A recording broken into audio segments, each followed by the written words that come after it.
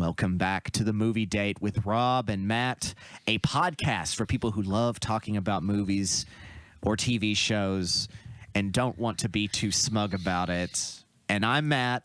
And I'm Rob. That's very good. And it's been Matt and Rob all along. Yeah.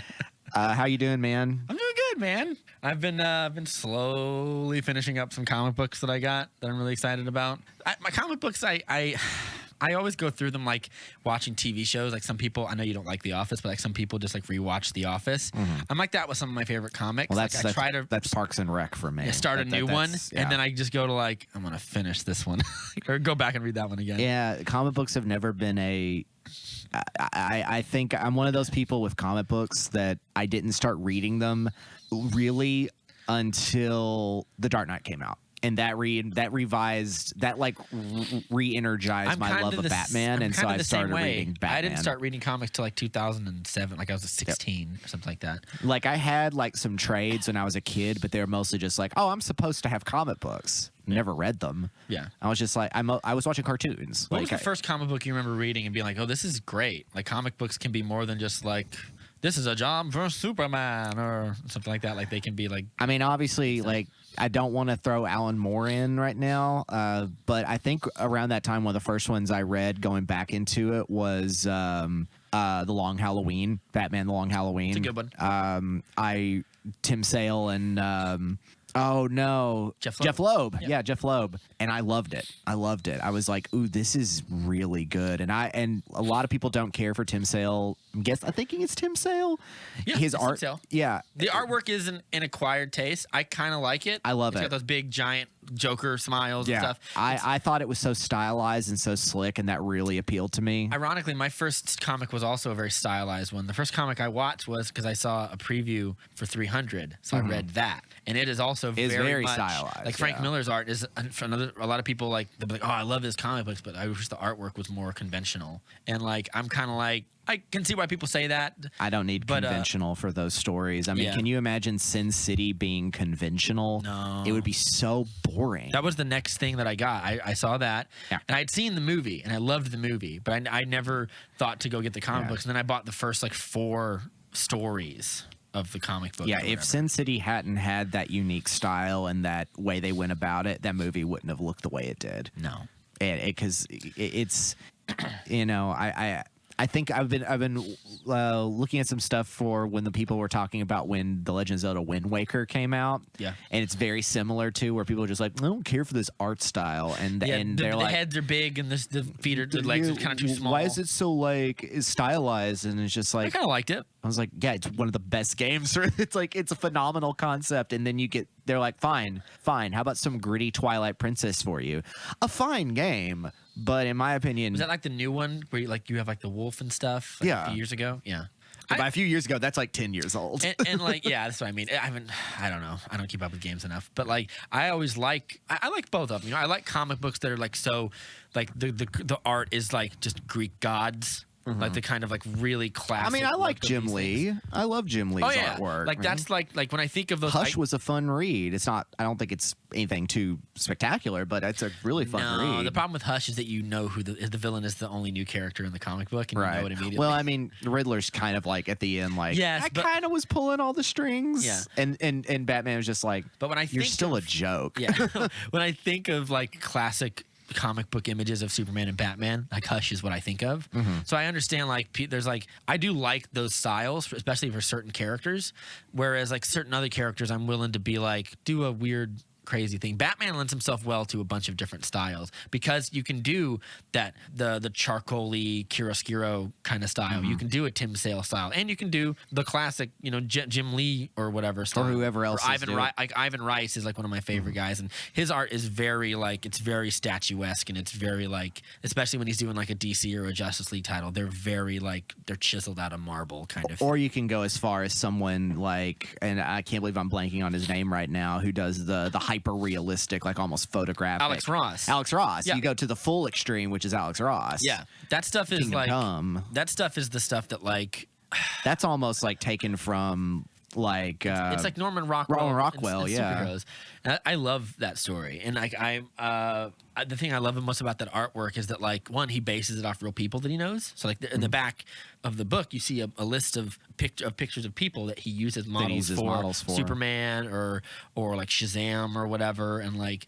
That's a great story, and like that's one of those stories. Like if I had to give someone a comic book, like this should be your first comic book to just get you to fall in love with comic books. Like you would never give them Miracle Man or Watchmen. Yeah, you would give them. I feel like Kingdom Come is that perfect. All you have to know is like what's roughly Superman's story, what are the Justice League, what is a Batman, and then you just get this sort of what if story. And you make a good point about Watchmen because I feel like that's like the last comic you should. Yeah, because Watchmen is technically like is the graphic novel everyone has read, but it also feels kind of empty if you're reading it without any context of how comic book history is or how comic books go, because it's about comic books. Yeah, and even I would argue like reading it today, Watchmen is less impactful because so many comics that have been influenced by it have come out.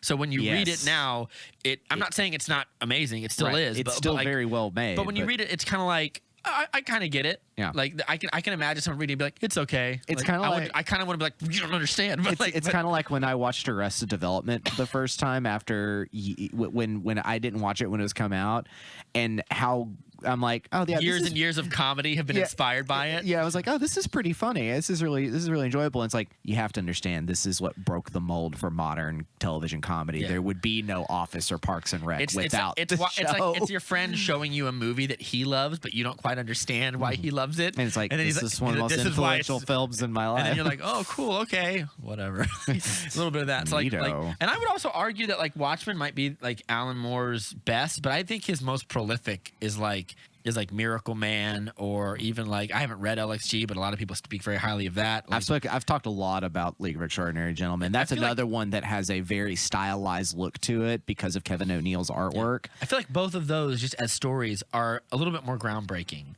especially like with what like with what he does with like Miracle Man, which is why I've always said that like at the end of Miracle Man, I'm 99% sure when Zach was making Man of Steel, I'm 100% sure like he was kind of taking from that. He was thinking about Miracle Man, like, and when he has to fight Kid Miracle Man, and it's just a fucking bloodbath kind of thing. And I was like, I feel like that's kind of, it's not nearly as gruesome as that. But it's I feel like that's kind of what he was leaning into. Enough about comic books. I love comic books. Enough about comic books. Let's talk about comic books. Let's talk comic book shows now.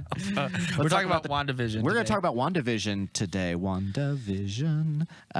Talking about I think actually that introduction was very good because this is an unconventional way, for the most part, to tell a comic book story. For the most part, some people would even say it's not a comic book story. Yeah, I mean it's. I mean, so I guess let's get into it a little bit. This will be a little shorter episode. This is going to be pretty much focused on WandaVision. We don't really have any movie news, so we're kind of just skipping right to the main event. Yeah, and with that main event, so this is the beginning of Marvel's Phase 4. Marvel's Phase 4, post Infinity Saga, I think that's what they call it now. Post Infinity Saga, the denouement, as it were, after everything. The French word I don't know. The epilogue. A denouement is a swan song. Well, more like, so after the climax of something, like after the peak and height of something, the denouement is the falling action. The resolve. And it's not the epilogue. But it's like, all right, now we've sort of we're past the climax. How's it affected everybody? Yeah. So now we're all in the after effect of what they're calling the blip. I still would like to call it the snap. Well, and I heard it was called the decimation. Was what the Russo brothers said. Speaking of the Russo brothers, slight tangent here.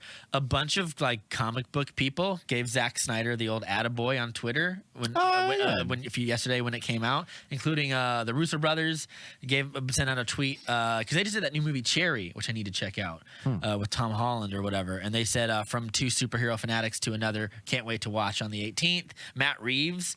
I knew Matt Reeves had said something. Zach Penn, who wrote the first two X-Men films and stuff, gave it a recommendation.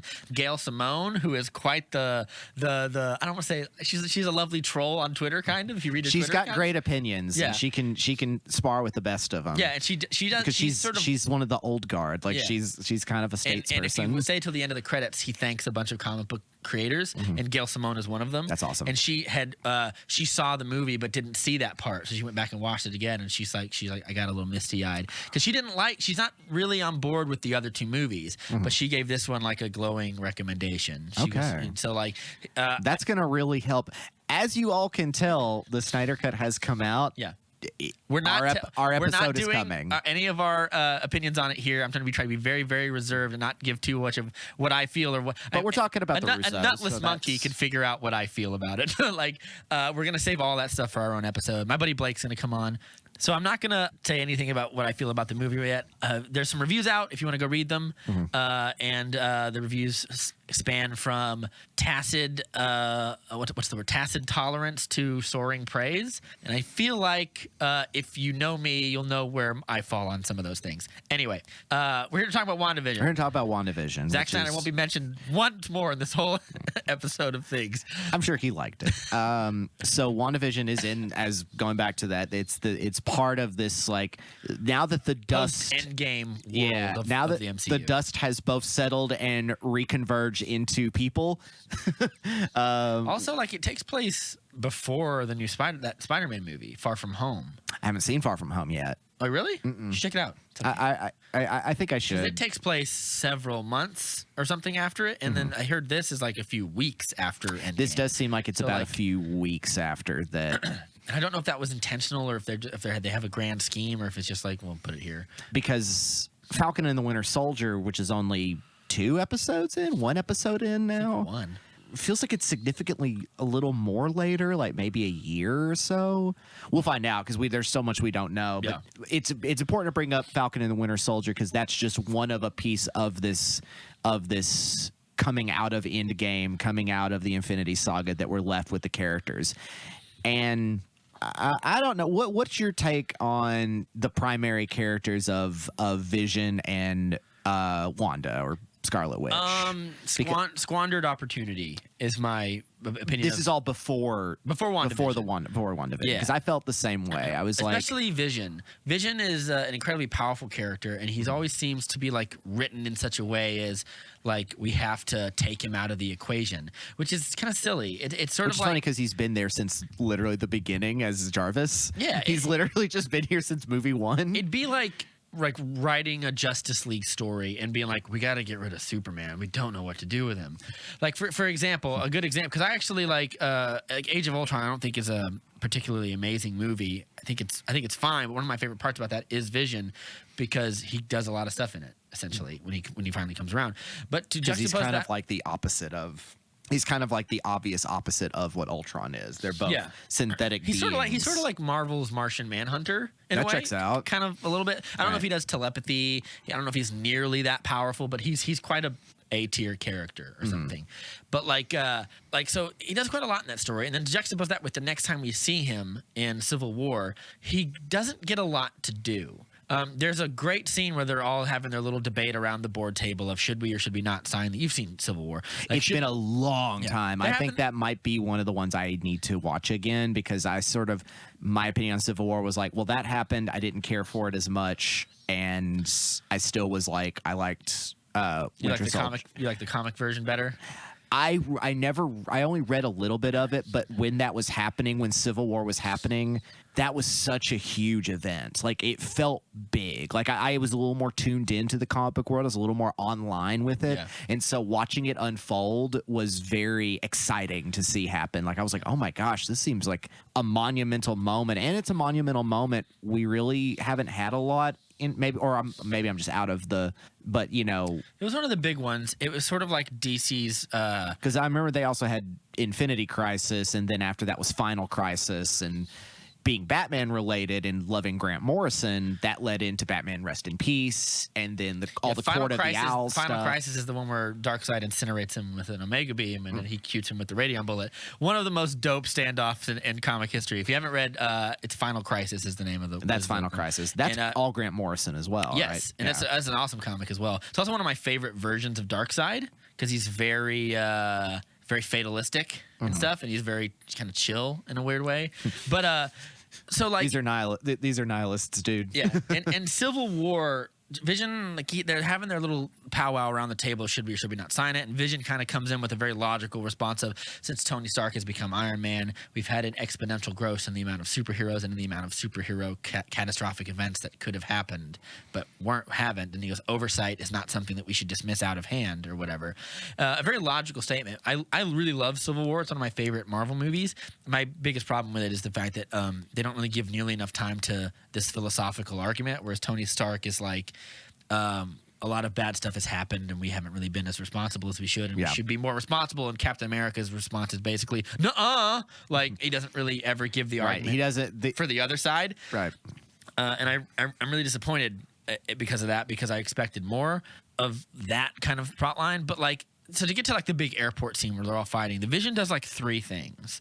And it's really frustrating because he's so powerful, he could take them all up into the atmosphere, wait till they pass out from lack of oxygen, and then tie them up. Like, and I was like, and obviously I don't want that to happen, because then you're just writing boring action sequences. Right, because then you're just having the logical reaction to a battle, which is, I'm not here to see them, you know, like if this was a one-on-one deal, then but it sure. could have been, but a good writer would have looked at that and be like, oh, maybe Vision's powerful. Maybe they have to come up with a good plan to get him out of commission. Yeah. And you get a cool action scene that's that. But you don't really get that. What he does is he kind of cannonballs like Giant Man in the chest once. Giant Man. It's kind of cool. Giant Man or Ant-Man throws a bus at Black Panther, which, by the way, like could have killed him. Right. He's as soon as vibranium, but that's no guarantee still, that he won't I mean, die. you get like, hit by a bus. You get hit by a bus. And then Vision comes down and like breaks it in half. It's such a blink and you'll miss it kind of moment. And then he accidentally takes Rhodey out of the sky. Right. So like, and I was like, if you're a fan of the Vision, I was like, that movie will piss you off because it doesn't do anything with him. Right. And in Infinity War, he's literally made a plot device. Like, and he's the fact that he has one of the gems in his forehead to keep him operating is like, well, you've become a living MacGuffin at this point that we have to protect and deal with having to lose. Yes, and there's a way to do that. He's what we have to protect, build a gauntlet around him kind of thing. But also he's got an Infinity Gauntlet or an Infinity Stone in his head. He's quite powerful. Like put him to use.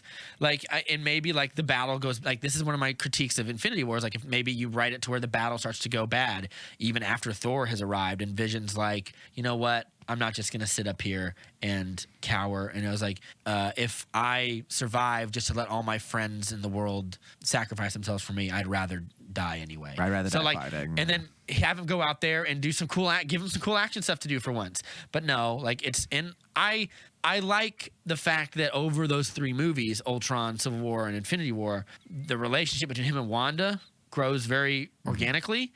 That being said, I still feel like I'm largely disappointed with how he's used in those movies. And I think going with that, that's also I pretty much feel exactly the same way, but that also directly goes with Wanda and how I've always felt, because it's also like you have 2 really good actors here. You got Paul Bettany and you've got by the way, their performances, I have no problem with the performances of these characters. I think they're great. Yeah. They're just kind of like, they're kind of bland for me. Yeah. And with oh no, I got Elizabeth Olsen. I was about to say Ashley Olsen. I was like, no, wrong Olsen. The other one. That's the more palatable of the Olsen trio.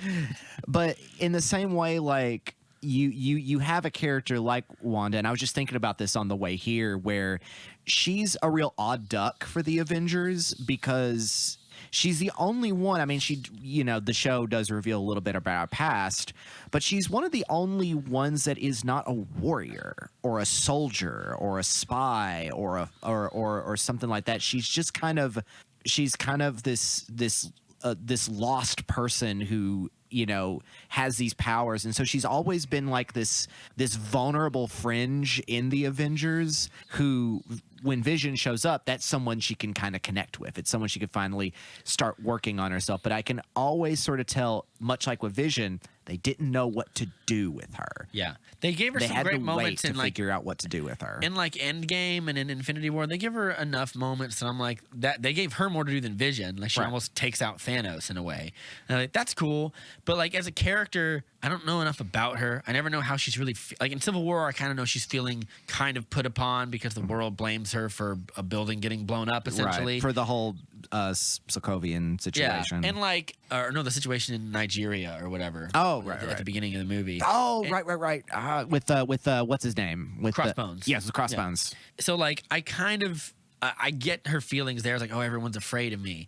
And then like, but in the next movie, her relationship becomes just, her whole character arc is just defined by she loved Vision or whatever. And dare I say, we should want a little bit more from that than just that. I love their relationship together. I think it's one of their strongest and their chemistry aspects. is really good. But like, I want something like, I don't know why she wants to be an Avenger. I never got that question answered really. I don't know why she like what. It's almost like, did she have is. anything else to run to? And they were like, we'd love to have you with us. But yeah, it's like she plays the vulnerability very well, because it's like, and I feel like maybe the films could have leaned in more with the whole like, I feel like we have a ticking time bomb on our hands. Like we have this very powerful person who has connections to powers we don't fully understand, except someone like her closest person that she would connect with, probably Doctor Strange. Yeah. Being that he is also not a soldier or a fighter or a warrior who more or less kind of stumbled into his abilities. Yeah. But you know, they're both coming from a power that is not so easily explained. Yeah.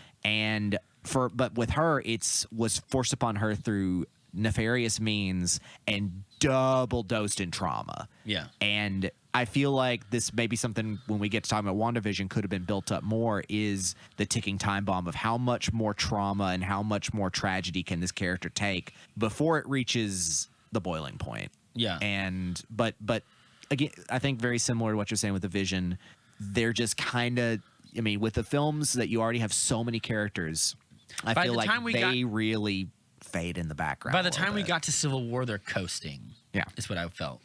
And like, she does get that cool moment against Thanos, but other than that, she gets nothing in that movie. In fact, at the end, when we're honoring Tony Stark and we have that great shot of all the characters from these movies over the last 10 years or whatever, she's just there, and nobody kind of really takes the second to talk to her except for Clint, because Clint lost Black Widow or whatever. Right. And he was like, oh, I wish we could just tell them that we did it. And then it just cuts to someone else. And I'm like, that moment should have lasted a lot longer. Yeah, you have two people who are kind of the broken members of the team who have lost people very close to them. Yeah. And like, yes, they all lose Tony, but Tony has this big moment. He has this sacrificial moment.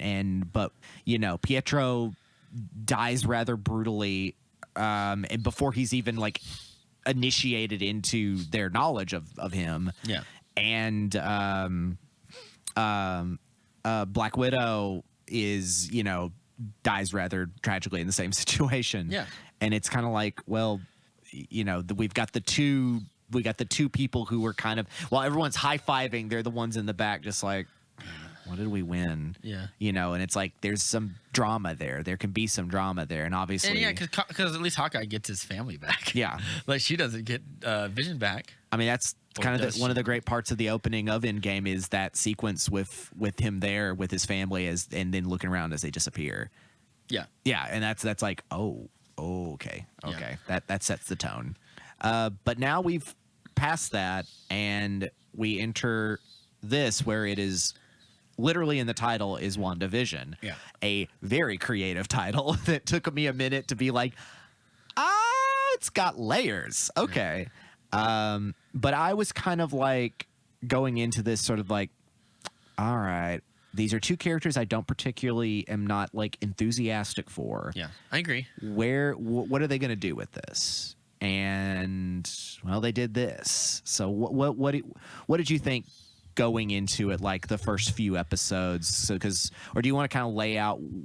I feel like laying out the general plot is the spoiler because it's all a mystery up into that point. I feel like we can talk about what we feel about the show and then we can just go into spoilers here in a second. My overall, I was the same. I didn't really have a lot of expectations for the show because I was like, I don't really vibe. I want to vibe with these characters, but they've never been my favorites from these stories.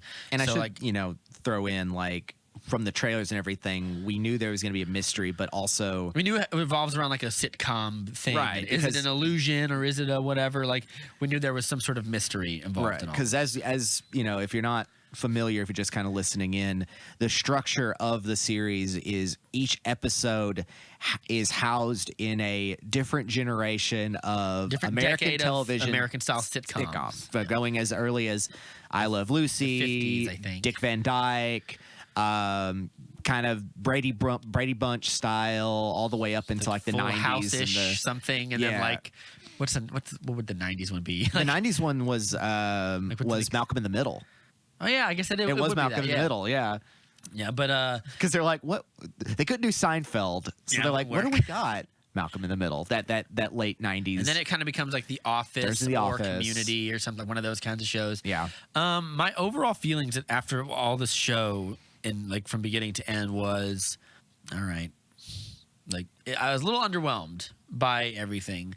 And I think my purpose, or not my purpose, the reason I felt like that at the end was I don't feel like the payoffs for this show are anywhere near as interesting as the mystery they initially set up. And I think a lot of people are going to say like, oh, the reveal. What was the one where we realized? Mm-hmm. Which episode was that? That was like the 7, third to last. I want to say it was like 7, like 6 or 7. Like the reveal in that episode was like, oh my god, I can't believe it. And I got it, and I was like, what's to believe? What has this person been doing that is so they were behind all this? Like what is it? She was just doing it. What does that mean? And like this is going to be another thing where I think we're going to end up talking about, much like with Star Wars, much like with all kinds of other things. This was another thing where wild mass guessing and fan theories deflated people's excitement by the end of it. I think to a degree, but I also didn't pay a lot of attention to that. I didn't follow a lot of those online things of who's going to be this. Because that definitely was something that I was like, okay, let's see what happens. There's a certain character reveal that gave a lot of people a lot of expectations, and then at the end, it's just no. Yeah. So that probably could do that, but like I still think even without that character being in it at all, that the if you took that character out, the show would still kind of falls a little bit flat for me, because by the like when we do get the reveal, it's not particularly interesting. We do get some great expansion of like the mythology around the Scarlet Witch and all those things, which I thought was pretty cool. Right, and it was a good way to set that up and a good way of building that in. And I also found for a superhero show that keeps us waiting for a while that the big finale action or whatever that we get for the last episode is very toothless and kind of bland, and it's a lot of people throwing CGI light at each other that doesn't have any weight or feel grounded. It could have been a little more stylized in an interesting way given what they were doing, but there was the one fight, the co-signing battle, the one next to it was a little more fascinating, and I think it gets to a point where I thought was really interesting. I found it to be kind of similar to my criticisms of Mandalorian, but Mandalorian is a much better version of this show, is that I love all the characterizations and stuff. The action feels toothless and lacks a stamp of a person. Mm-hmm. Like when you go to see a Robert Rodriguez, or when you go to see Christopher Nolan, I don't love his action scenes all the time, but like he has this sort of style. You know his fingerprint. But like a Robert Rodriguez or a Nolan or a Snyder or the Russo brothers have certain things. What's the guy who did District 9? Neil Blomkamp has a certain style with his action sequences. Mm-hmm. They're very frenetic and stuff, but they still have a feel that I really love about them. Edgar Wright, one of my absolute favorites. Edgar Wright is another Everything about him is cause and effect, and I'm a fan of that. Even when his movies are ridiculous, like what's the one where they go to the bar crawl? World's End. That one has like action sequences that are almost overly stylized for what the movie is, but it kind of works. But still smart. But if you watch like Shaun of the Dead or Hot Fuzz or even Baby Driver is a great example. Mm-hmm. Like that's one where it's considerably different than his poppy cartoonish way, but it grounded. Still works very well. And I feel like this show doesn't have that, and because of that, the action feels just like, I don't know. None of it affected me at all. I was literally sitting there like just kind of watching it blindly. Well, I guess that becomes a question of, were we supposed to be here for the action given what the show is really about? Yeah, I think they gave us an action finale. Mm-hmm. So I have to judge the action finale based on what I see. But that's probably one of the least interesting things about this show. Yeah, it's definitely just kind of like, I agree with you, the whole like just superheroing around doesn't work in this, because this is about a very different thing. Yeah, and I would almost, in a way, you can almost write a lot of the action out, and it still ends the same, and in a way that may have been better. I'm not disagreeing with you on that. The way that the Vision resolves, I think, is interesting.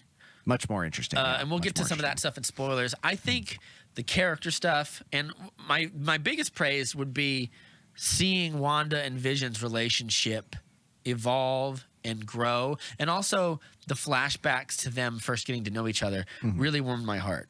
When she knows he's sort of there, she can sort of sense him or whatever, but he's not in a room, so he's like, I didn't want to intrude, and he walks through the wall. Yeah. And then she sits down and is like, would you like me to watch with you? And he watches, and she watches these sitcoms. We'll get into spoilers later because they have a very particular... Why that's so connected to everything. Yeah, it has a very particular connection to her past and how it makes her feel. It's sort of like we were talking about earlier, like I said, going back and reading my favorite comic books is what some people do when they're bored. They watch a rerun of Parks and Rec or something. I've been seeing it's kind of like that for her. I've been seeing this go around lately on social media, people talking about their comfort characters or their comfort content and things. Yeah, I saw a list of your top 5 favorite comfort movies or yeah, and I'm like, that's a really good way of describing it. Like what are something you connect to that even if it may be completely strange to someone else. Like there's a couple people who are talking about the Silent Hill games are my comfort related material, and it's like, and I'm like, but I'm also like,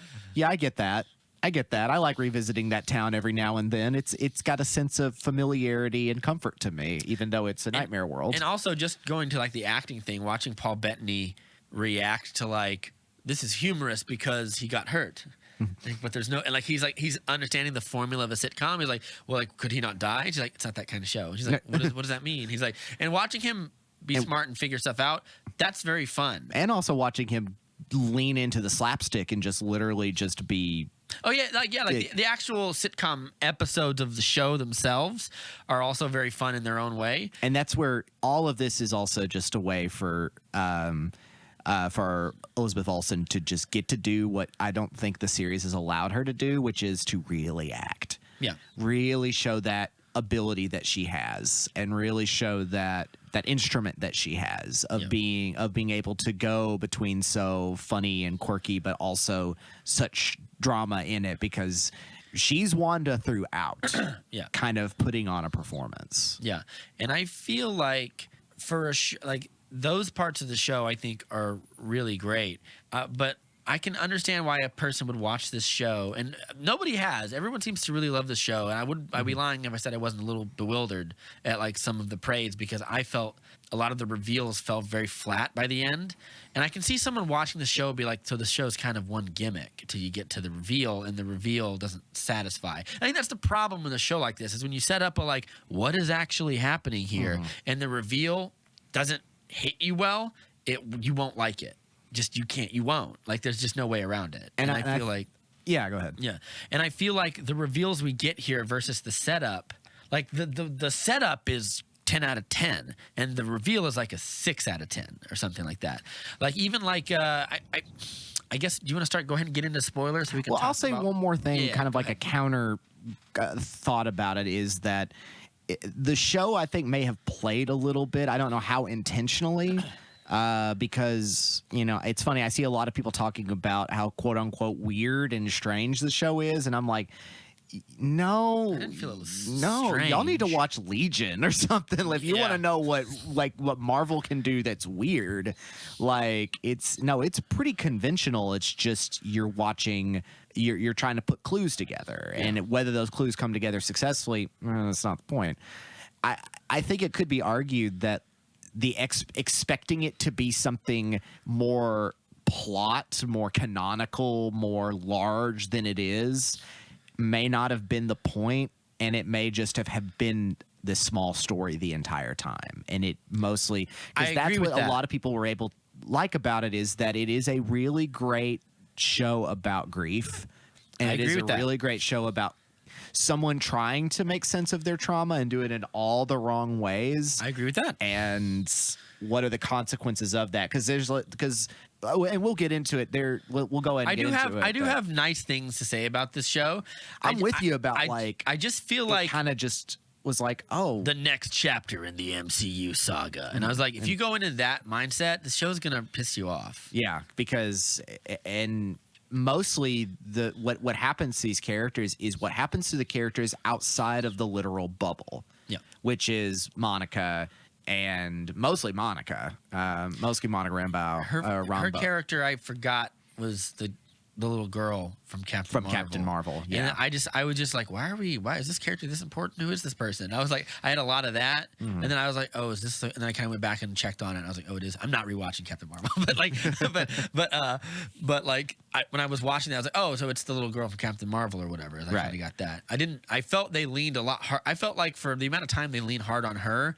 And for the amount of supporting characters we have in the show that frankly could have been written out, I would like to have just spent more time with Wanda or she's Vision a big character in the in the Marvel universe, though. No, Monica is. Yes. I'm talking about like and everyone else wants Jimmy Woo to get his own spinoff, and I'm like, no, please don't. Like he's fine in the show. Great. And he's great. Kat Dennings is fine. But it was such a breath of fresh air to see Kat Dennings again. I adore her so much. It is, but I would be like, but it's also totally weird. It's a little bit, and I mean, like, because remind me again, the character who plays Jimmy is Randall Park. Randall Park.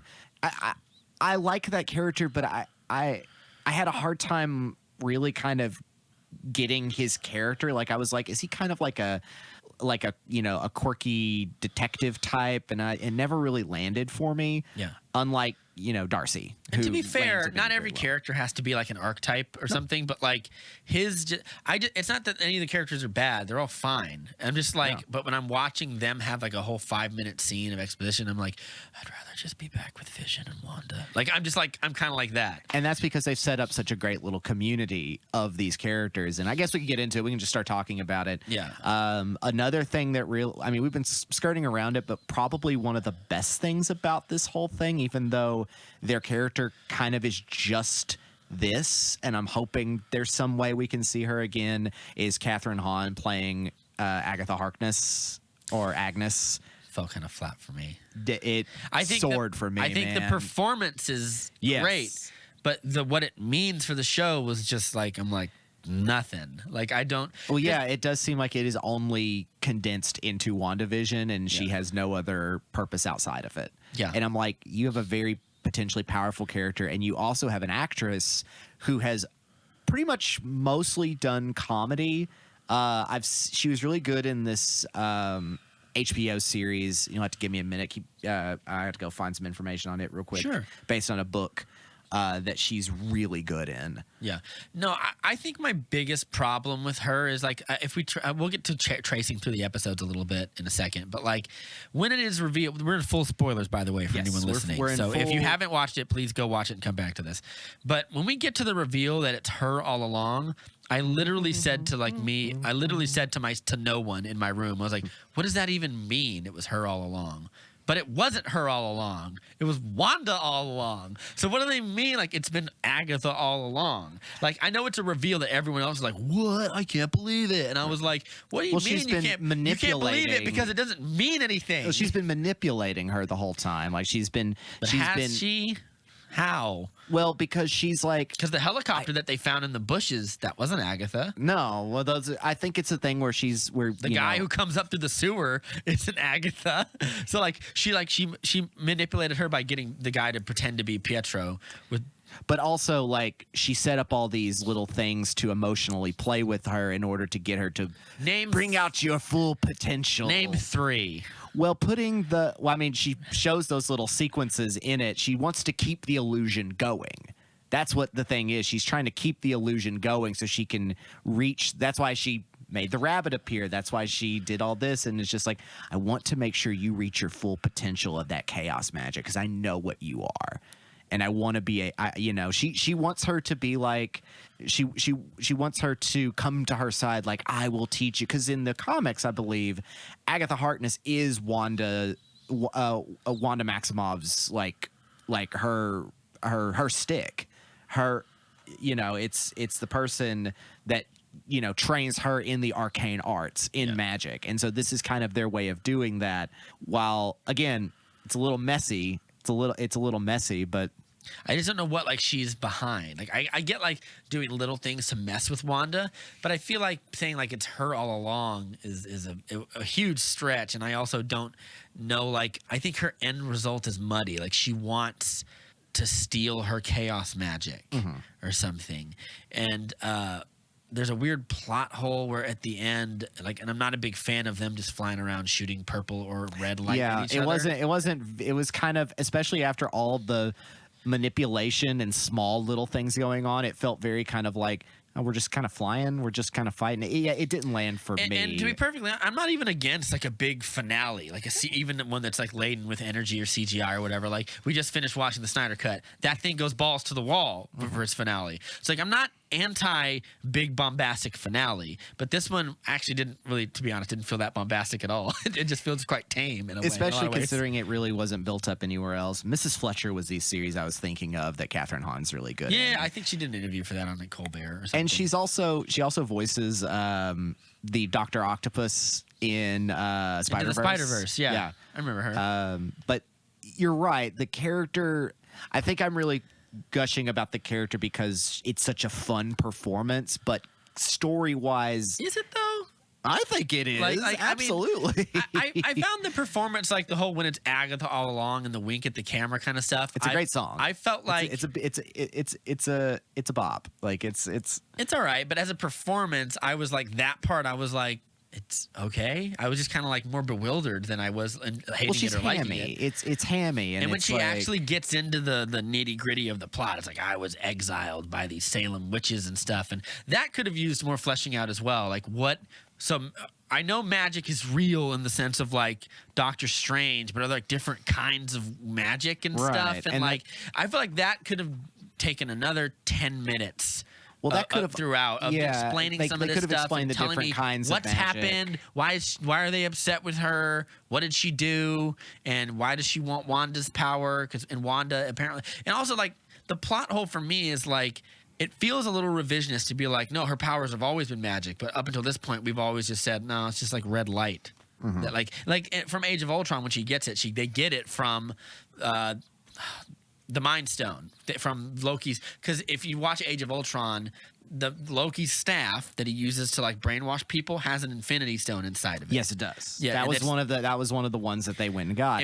But we see that scene in the flashback from Wanda when when her and Pietro are growing up together. Yeah. After all the growing up in Sokovia, their parents being killed in collateral damage. We get a reference to the scene from Age of Ultron where Pietro says like what was it? I think they say it to Ultron where Ultron says something to them like they go and meet Ultron in this old church and they describe like what it was like growing up and like Sokovia was a war zone or whatever, and one day it's kind of got a Bosnia Kosovo vibe to it, and the battle was happening and then all of a sudden they say like a missile hit their bed and they were sure they were about to be incinerated. And they were terrified. It didn't go off, but they were terrified any move would set it off. And they waited for 3 days for Tony Stark to kill them, is a line from the movie. So like it says Stark Industries. Yes, on it, so. Exactly. So like when that happens, it explains their animosity. By the way, throughout the series, like you would feel like Tony Stark would take a second to be like, I'm not that person anymore, by the way. I'm real sorry that happened to you. There's a bunch of little moments throughout the MCU that I feel like deserve a 10-second scene where somebody somebody's just like, wait a minute. Nobody ever talks to the. We'll get this into the Winter Soldier. I hope they address this. Like, remember the time he murdered Tony Stark's parents in brutal cold blood? Nobody ever references that. And I know it does affect Civil War quite a bit because he's like, Captain, your buddy killed my family. And how about and I'm sorry. For all the. I won't give away much. Falcon and the Winter Soldier is definitely about that. Is it? Yes. Okay, good.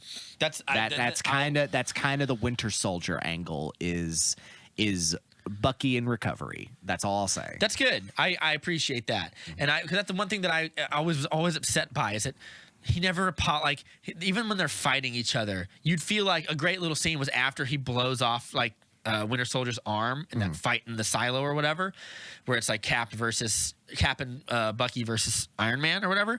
It'd be great if as he thinks he's about to die, he's like, if it means anything, I'm so sorry or whatever. Like little moments like that would just amp those things up, and we never get resolves to them, and they just frustrate me sometimes. Well, hopefully this will kind of play with that a little bit because Yeah. again, I think that's all sort of stuff that's happening in this spillover. Yeah, this but we never denouement. reference the fact that like so they're implying that she always had magic, and is magic something you're born with or do you learn it like Doctor Strange? I didn't think about that. The Doctor Strange they imply that like the ancient one asks Strange. Have you seen Doctor Strange? Yeah. Yeah. Okay. She says like, well, how did you become a surgeon? It's like years of practice. Like he's like, yeah, magic's the same way. Like you study it, and through his study he becomes very great at it. Here it implies like it's a thing that you can inherit. Is she like a distant relation of Agatha, or like from these Salem witches that go down? No, I think it's a matter of Eastern European witches or something like. I think Agatha doesn't know about the whole mind stuff. Like she has to find it. That's why she's like, Wanda, show me what's going on. So when she sees what's happening, she's like, oh, you don't know what you have. I can teach you and take it from you. Yeah. And because that's when Wanda snaps in the multiple times that she's kind of increasingly snapping in like, you're right, I have a power that I may not fully comprehend, but neither do you. And that gives me the one up. I also felt that the way, and it's kind of like witch gatekeeping. Like she's like, it's witch keeping because she's like, I'm a real witch. You're not. You're playing with powers you don't understand, little girl. But she's jealous. She's jealous. She's able to do a big giant illusion on all the people in this. Yeah, she's bitter about it, and that's why she's playing along, and that's why she's trying to keep the illusion going on. The way she beats her is also, I feel like, doesn't make sense time wise, because she goes down to meet Agatha in the evil place or whatever, and then she tries to attack her, but she can't because there's the runes around her, and when you're in a witch's space, the witch who casts those runes has power. But she learns that it implies that there's been runes around this hexagon the whole time. Right. But she didn't learn about that till just now. So when they fight, then I'm like, what? How does that make sense? Unless she's like, noted, I just made them now, and that's how powerful she is. But what did she make? Did we see her casting runes? What are the runes? What are the rules of these runes? Like, it's too vague. I think it comes down to it. It's like I have so many questions, and the series only answers like 1 out of every 4 of them. I will agree. I think that the ending really kind of poofs a lot of what I want to know. I would have rather the ending was just more of her saying goodbye to. I would have loved just a whole episode of them having the last day together before they say goodbye, because that is deeply sad and tragic. And they both sell it. They sell it very well. I think that would have been I would love if she wins, not by being. And I get why they do it. They're setting her up as like she is now the all powerful, more comic book accurate Scarlet Witch. She gets her little horn headdress and stuff. That's cool. I'm all down with that.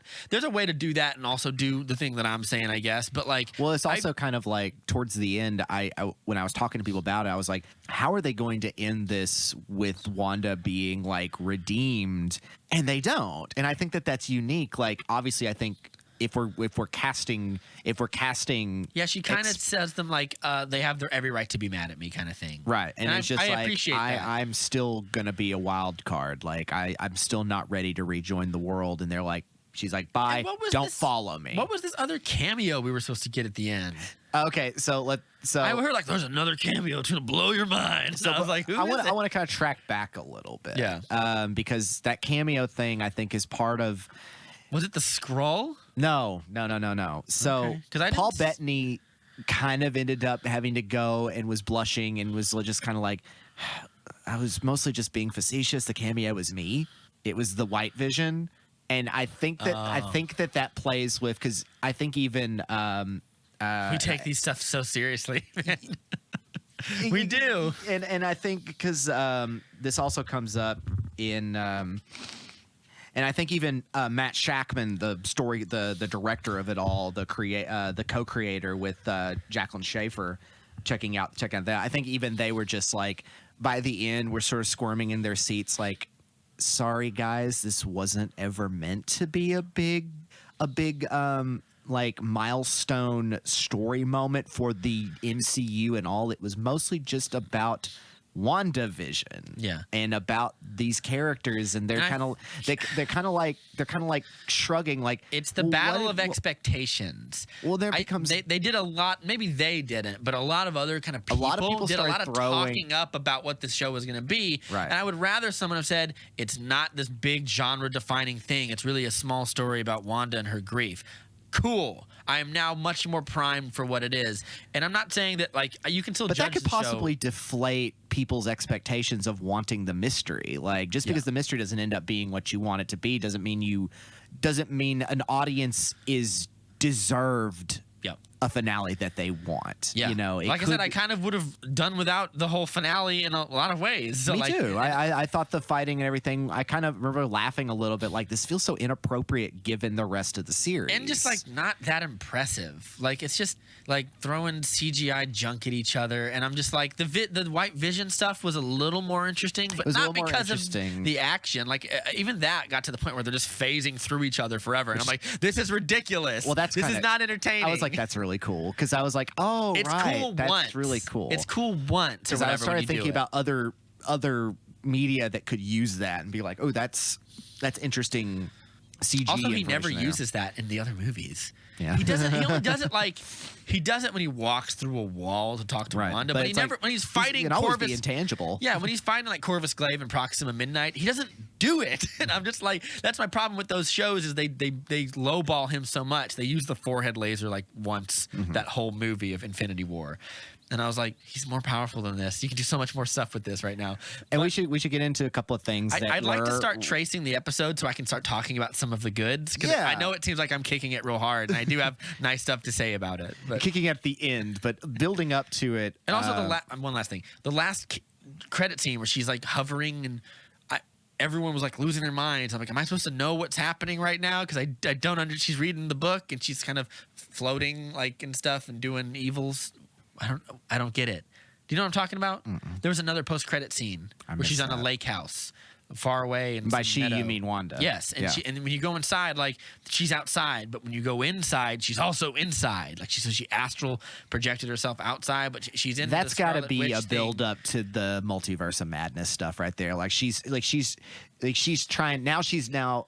So I haven't seen that scene, but if I was to determine what it meant Wanda now is aware of the nature of her powers and is now like, oh, now I have raw chaotic magic. How can I make this into pointed, purposeful magic? Yeah. To make myself unstoppable. Yeah. So now she's like doing the Doctor Strange thing. She's practicing. She's learning. She's it doesn't reading. Seem like she's also like driven to be like. She doesn't seem evil now or anything. No, but she's has no reason to. And I'm kind of glad they ended up doing that. Not be like, you're right. Sorry, everybody. I'll be good now. It's like, no, she's still kind of fucked up over all this that's happened. That's fine, all this being her whole life. I feel like they're trying to imply that she's a bad guy now, but I'm like, no, she's not. No, she's not. I think they're implying that her arc in this is not over. Yeah. But unlike an over arc, we'll go back to the start of the arc, which is, I mean, that's talking about what brought us into the whole thing in the first place. Are these little. So, like, the first episode is that sort of I Love Lucy setup. It's all black and white. I genuinely thought it was great. I smiled a lot watching it. And, like, this is... And they're so natural with it. The sets are really great. The sound effects are really great. It's really shot like a 2-camera sitcom. Yep. I had watched some I Love Lucy pretty recently, and I was like, yeah, that's about right. Yeah. And, like, I thought they were very charming. I love the recurring bit of Vision in the workplace of, what do we do here? Do we sell a product? Do we serve clients? What is happening here? Like, we're just numbers, man. It's just numbers.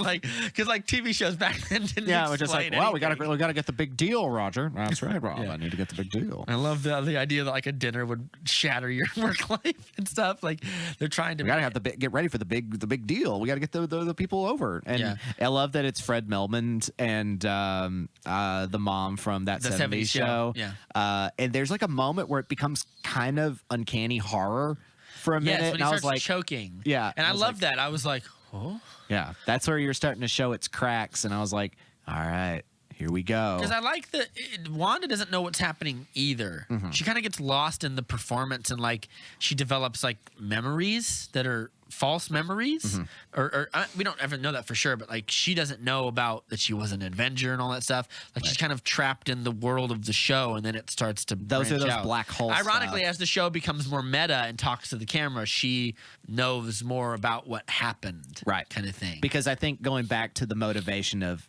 Agatha, who's always just the wacky friend next door, who's always busting in like, "Hey, everybody!" Yeah, she's the Kramer of all these episodes. she sure is. Without the racist trait. Without the latter racism. Yeah. No, it's just delightful Catherine Hahn popping in and kind of observing what's going on. Yeah. And from the beginning, you're kind of like, she means something.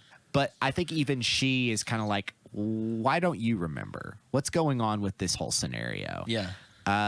So we get that build up, and then we get the next. I wish we got more moments like that, and less moments of like when we never had Tool time. Yeah. I like when the helicopter shows up, but I'd rather moments of like eerie horror where like the mom from that 70s show keeps laughing. Me too. And then I would have really Vision, liked help some him more or whatever.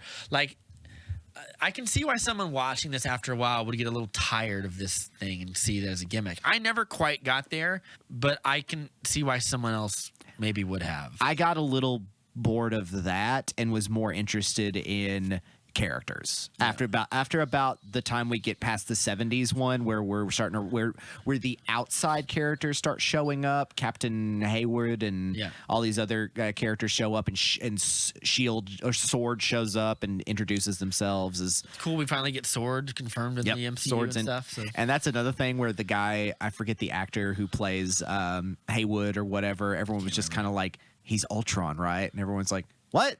Why would he be Ultron? What? Yeah, because they were like, he's going to reveal that he's Ultron all the long. He's trying to get to the Vision, and it turns out no, he's just an asshole. Like fan expectations, man. Like they get so carried away. Well, there's even all the way up to the point where like Monica Rambeau, who's brought into this, who becomes the Photon, who gets her powers to become the Photon, and I realized I was like, oh, at first I didn't recognize that character, and I was like, wait a minute. I've read Warren Ellis's Next Wave. Yeah. Have you ever read Next Wave? I have not. It's very funny. I love Warren Ellis, though. He's kind of a trashy person, but he wrote a really fun comic called Next Wave. They all are nowadays. Yeah. One day Zack Snyder's going to be one too. Zack Snyder launches a brutal tirade on someone on set or something. He's got a heart of gold.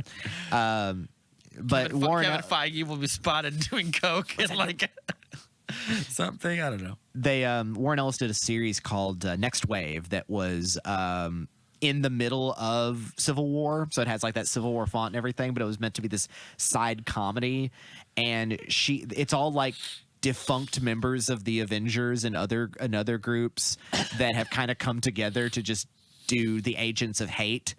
And they just get up into violent, wacky shenanigans. And I was like, oh, that's where I remember that, because Monica's in that. She's one of the leaders of that group of Agents of Hate, Hate. And it's a very silly, very Warren Ellis-y gonzo comedy. I can see him having a lot of fun with that. Yeah.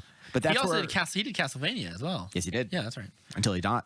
Oh, he's not doing it anymore? No, he's out of that. He's out, man. What happened? Did he like? Was it like he got Me Too? He got Me Too. Yeah, he was creeping. I have to know the tea. Spill the tea. I don't know all the details. Spill the tea. Spill it. Go find the tea. Go to the tea shop and find it. There's plenty of them. That's unfortunate. I really like that show.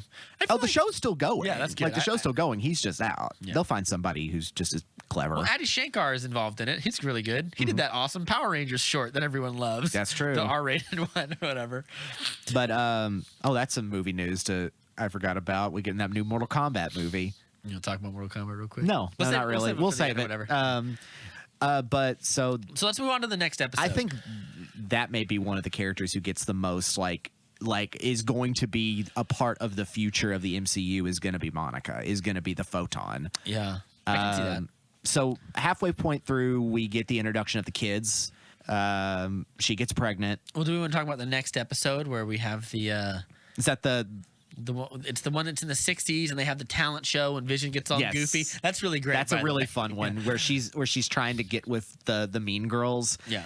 And again, people start throwing around things. The queen bee of them, the blonde woman, everyone's like, that's Emma Frost. And it's just like, no one can be everybody. Yeah, it's like it's the same thing with Star Wars. Snoke is actually Plagueis, who is actually Darth Bane. Right, it's like, no. Who's actually Darth Revan, who's actually, and I'm like, whatever, dude. Like, Darth Satan from the very beginning. Yeah. It's like, no, we the can't. first Sith. Not everybody is everybody. Yeah. And this is one where I was hearing that, like, It makes y'all are really getting high on your own supply here. It makes the cameos from the Snyder Cut look quaint. They're fan. They're where they're like, fan. yeah, no, it's everything. There's a line where Monica talks about, I know a doctor who'd be able to help us, and everyone's like, Doctor Strange. not only that, no, they're like, it's gonna be Dr. Fantastic. It's gonna be Mr. Fantastic. They're gonna bring in. Why would that be?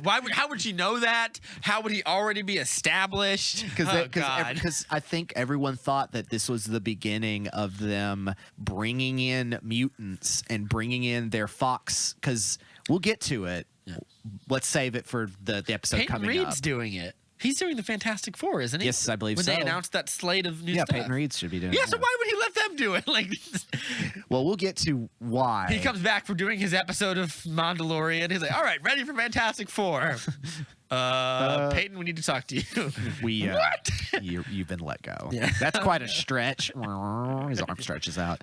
So that's a really fun episode. It's just the chemistry between. I know I'm not talking about it enough, but the chemistry between him and Wanda is a lot of fun. Even the goofy thing where he just swallows some gum. That's why he's all broken. You're getting to see Paul Bettany just have a ball. Like, he's got big Dick Van Dyke energy. I love when she's like, she's using her, and like in a way, the show kind of undercuts what she can and can't do, right? Because by making her able to comedy. It makes her able to do anything, kind of, and then it kind of goes. Just kidding, she can't do any of that. Like when he's lifting up the thing, and she's like, "Oh no!" and she makes a rope appear on it to make because she doesn't want people to know that he's the Vision or whatever. Because that's but one it's thing. A magic show. They would just be like, yeah, oh, and that's whatever. one thing I've been forgetting is like I keep talking about the other ones, but it's like it's very clearly supposed to be Bewitched, and I Dream of Jeannie. Yeah, where it's like, oh, she's the quirky magic girl that is married to the schlubby guy who also is magic. Yeah, and. So that's a really just fun episode. There's not a lot of stakes in that one. I liked it. That's probably one of the highlight episodes in terms of just being a lot of fun because those two people are just so enjoyable. There's the black chick in that? Doesn't she end up being Monica? She is. Yeah, that's right. I forgot about that. She went in there earlier and got sucked into the plot. And has just been kind of like she's in the background in a couple of scenes, and then she becomes Wanda's friend, and then. Like she's even having a little moment there is just like what's going on, and then when she finally is able to break out later, we get the idea that something's not quite right in the state of Denmark. Get the reveal as to how she figures that out. How does she know something's got? No one else does. How is she able to break the hex? Doesn't Vision do it? No. Oh my gosh, I don't remember. Yeah, I feel like they never really explain that. She mentions Ultron to him, and she goes like, "What?" Like Wanda has a moment of like clarity or something, and then she banishes her from the hex.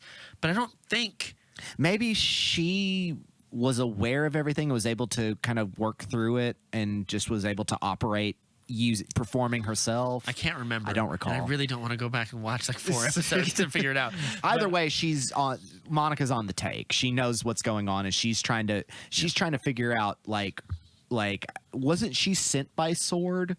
Well, so she's sent because Jimmy Woo is working for the FBI to search of like we're having a missing persons case, and like it's a whole town. And the whole town has gone missing. It's Westview. Westview is gone. Yeah, he goes to meet these cops at the edge of Westview. Like, no, it doesn't exist. And he's like, it doesn't. And he just looks around the corner like, are you sure about that? Like, and like he's like, nobody knows this town exists. There's a hex thing, and then she goes through the hex when she at the very beginning. Oh, that's what happens. That's right. The first episode she goes in. But how does she? They launch her in, don't they? They find some way to shoot her into it or something and breaks through. I think she just walks in. She just walks through, right, and just kind of becomes absorbed into it. But how does she get out of it? How does she break the memories? Well, it kind of plays with time because, like, when we're seeing Jimmy and her there, that's before the series starts. Yes, that's true because she's there from the very beginning. Right. We see she's her kind in the of undercover. Yeah. Then the whole deal. I don't recall. Yeah, me neither. I don't recall. But that's why Jimmy Woo's there, and then she goes. We see her with her mom in the hospital, and her mom was it her or her mom that died in the snap?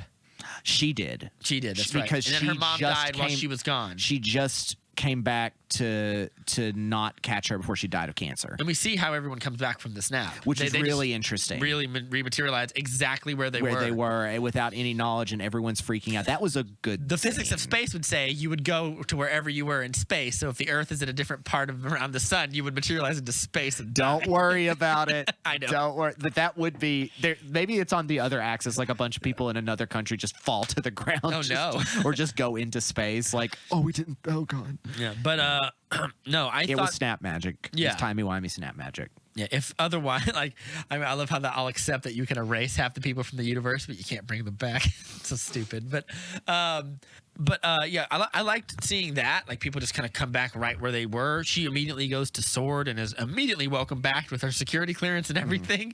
Feels like you should give her like a psychological rundown first. Yeah, but like we need a lot of decompressing here. She goes in there. We see the clip of Wanda coming and taking the Vision. Yep. Here's one thing I don't understand. Why were they taking Vision apart? Because I know it's because he's vibranium and we want to harvest all the stuff. But I'm like, but then you put him back together and make him the White Vision. So you didn't do that. He's still vibranium. So why don't you just use the regular Vision? They were getting rid of, I think, of all the things that had made him Vision and then create them in their own design. Like, oh, okay, we need to rebuild this thing. It got really tore up, and we need to find a way. Like they're trying to figure out how he ticks because they don't know how he ticks. They don't know how he works because technically he shouldn't. And so they figured it out. Like and then they would take him back to Wakanda. In fact, you feel like if you wanted to rebuild him as he was, the Wakandans have way better technology to do that. Yeah, but this is... I know, they're American assholes. Yeah, they want to use it as a weapon. We're not going to show anybody else what we have. Yeah. Why would the Avengers allow that? That's so strange to me as well. They would just allow someone to take him. Yeah, that is if I was like... They had to really glad hand somebody there. I mean, well, think about it. Like...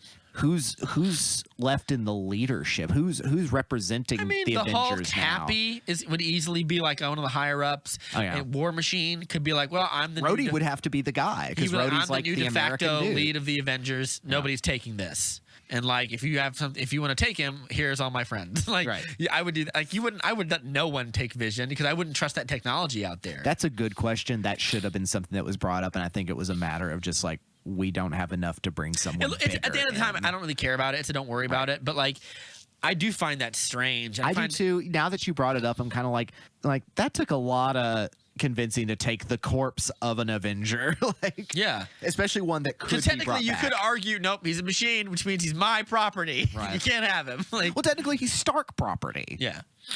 Anyway, and they kind of set it up in Infinity War, like, oh, if we take out the stone, there's still a whole lot of Vision left, maybe even the best parts, as they say. Mm-hmm. So, like, I like the idea that maybe we haven't seen the last of him, and the White Vision is still out there. Yeah, we'll get to that. Yeah, okay. So, like, let's move forward to, like, maybe when Pietro shows up, because it's kind of the same thing. We just get a lot of, like, well, do the kids show up, or do Pietro show up first? The kids show up. The kids show up first. So we should tackle that real quick because that's like the 60s kind of thing. I think it's the 70s. It's the 70s. Yeah, it's kind of like the Brady Bunch goes sort color, of deal. And then they have the children. Yeah. And so she has the two boys, and Vision is quite perplexed at all of it.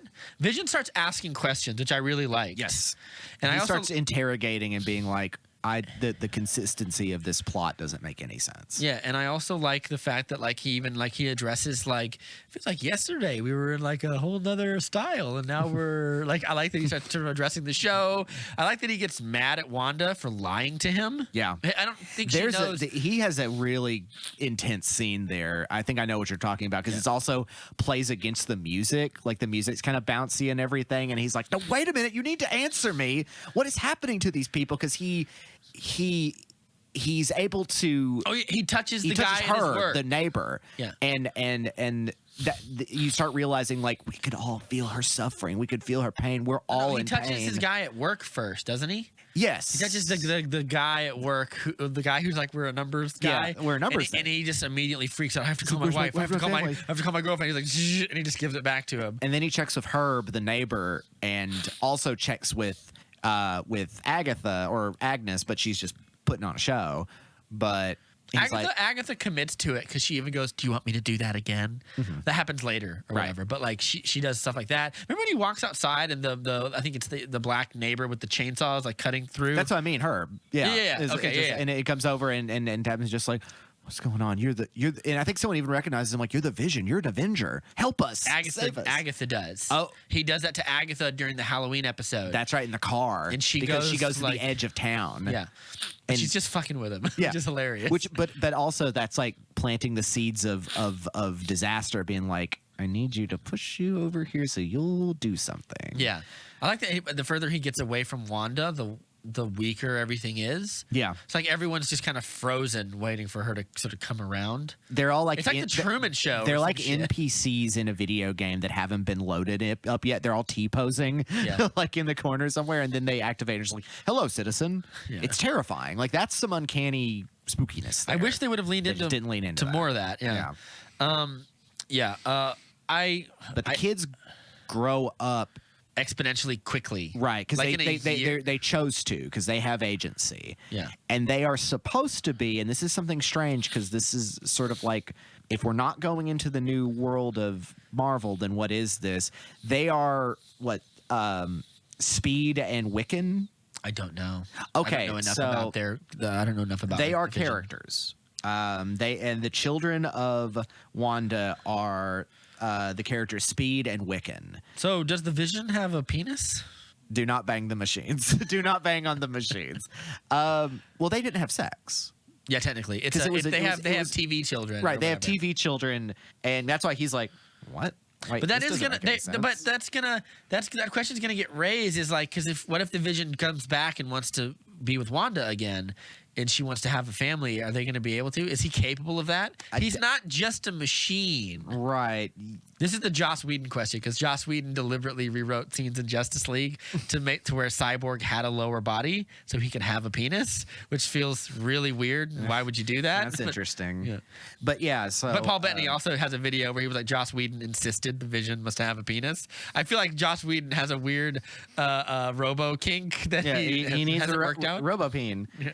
So Speed is the fast one. Thomas Maximoff, and William Maximoff, and so one is obviously has the traits of her brother is super fast, and the other is a really powerful wizard, essentially. Okay. And they are kind of modern Avengers, modern in that world. That's a world I'm not familiar with, but they are characters.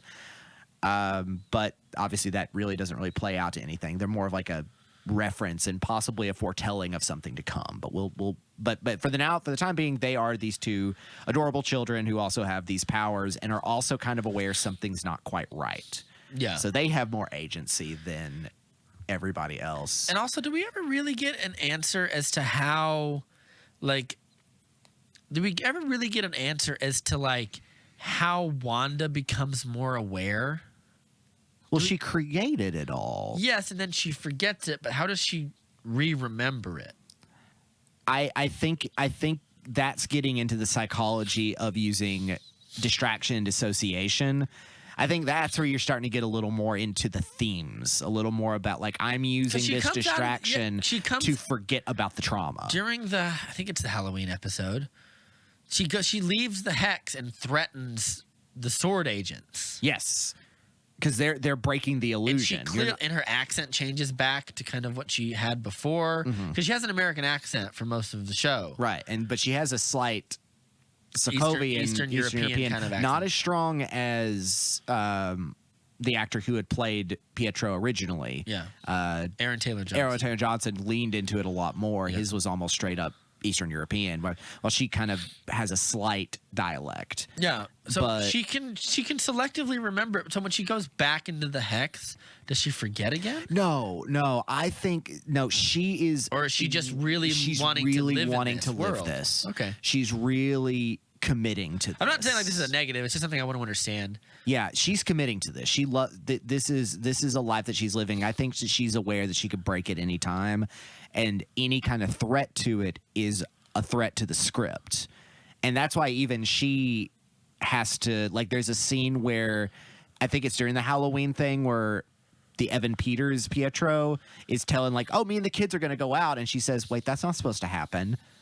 And she's kind of uncomfortably like being like, okay, well, what's the worst that can happen? But it's like, it's not part of my plot. wish they would lean harder into some of those things. Like when she's like, that's not supposed to happen. It implies that, no, I'm in charge and I decide what happens. Who's making these other decisions? Agatha. Like, I wish they would have like, it's such a fine line when you're balancing like a mystery like this. I almost feel like they needed to introduce it earlier.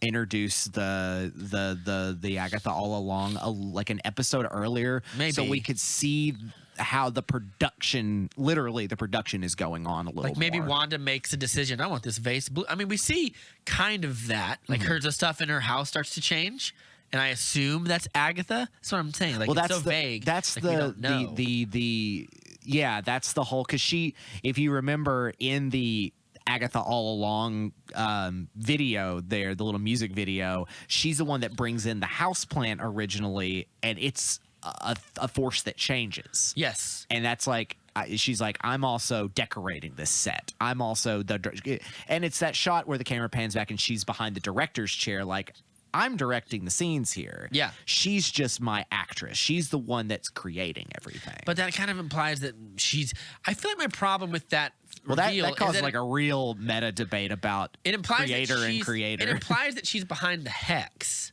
Which she's not. But she's not. Wanda but she definitely has power behind it. within the hex as a seasoned, hundreds of years old. Which by definition means Wanda cannot have made those runes till after she talked to her, which makes no sense. Unless she made them after she talked to her and was just like, oh, I know how to do that. But when would that have happened? Because they're like together the whole after? time. Well, maybe she did it just like you don't understand my power. She's so OP. I get it. I get what I'm trying to play the devil's advocate. It's all right.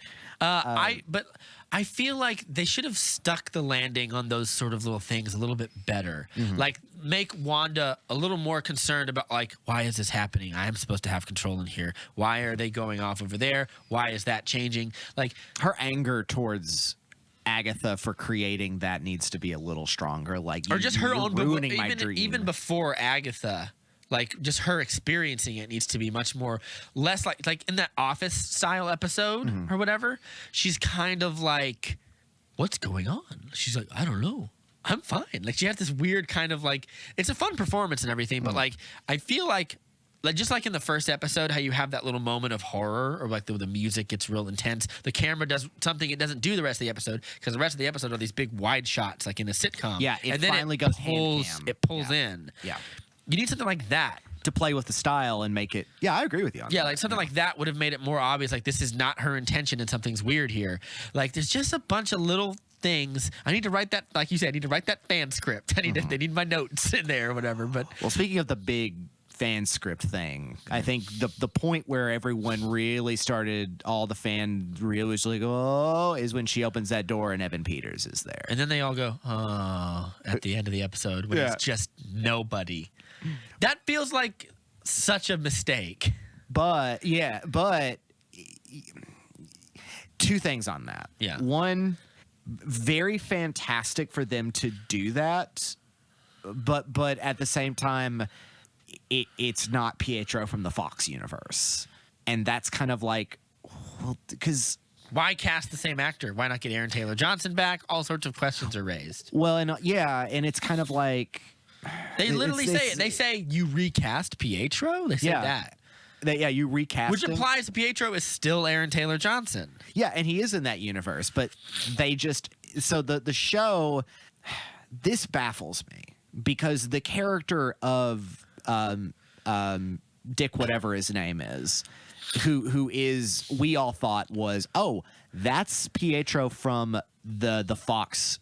He's the Quicksilver from Fox. He is technically, but he's not. It's all an illusion. And that's when people started saying, oh, he's Mephisto. Oh, he's this. And of course, none of that happens. But that's my big problem. One of my big problems with the last episode is, along with what you were saying about it spent too much time on a fight that really didn't feel necessary, all these characters vanish. Yeah. There's no denouement for them. There's no, like, what's going to happen with these. Darcy vanishes. Jimmy vanishes. This guy vanishes. And it's like, no, you can't just say that unless it's just a meta joke. It's a funny joke. I get the reference, Captain America. I got that reference. Yeah. But like, you have to understand how weighty that is. Like, that is something where you got to be like, are we doing this? It makes me wonder, like, why you don't just recast. Maybe he didn't want to do it, but like, why don't you? If you want to really screw with her head, recast Aaron Taylor Johnson. That's literally her brother, and it's literally someone she knows is dead. Right. As opposed to being like, when he show up, don't they go? Doesn't she say Pietro? Like, she knows because it is to another audience, Pietro. But how would she know that? She like, wouldn't. Exactly. Only the audience would, and that's why that's such a weird. A joke that I really enjoyed, but at the end as soon as you write that scene, everyone in the audience, because Marvel is ubiquitous at this point. Everyone follows it. We know all the fan theories. Most people have seen all the movies. Like, I feel like when you do that, everyone's going to know, oh, that's Evan Peters from the X-Men movies. We're now getting the X-Men. X-Men confirmed. Articles now coming. Like, or it's like, oh, the multiverse of madness. Oh, we're going to start seeing like characters from that world start popping up in this. And it's like, that didn't happen. Yeah. So you need what to are we pick doing one here? or the other. Yeah. But like, you pick this weird middle ground that's nothing. Yeah. It's too heavy of a thing. And Evan Peters is great. I love him. He's delightful in it. And he's a good Quicksilver. I love his sequences in Days of Future Past. Yeah, me too. It's a heavy spice for your meal. Yeah. And especially when it gets to the point where you're like, does he know more than we think he does? Because he's also kind of like, but he's just an avatar essentially. He's just a puppet, a familiar at this he's point. Like some delivery guy. Yeah. Something. Well, he's an actor. Oh, the character is actually an actor? Yeah, because he shows his headshot to Monica and everything. And when he finally comes out of it and he's like, it's my headshot. My name is Dick Johnson or something like that. He's like, oh, it's a penis joke.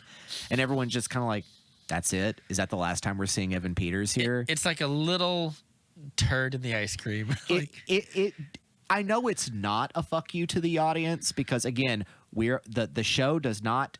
It's not responsible for our fan theories. Right. At the same time, it feels like that's such a tease.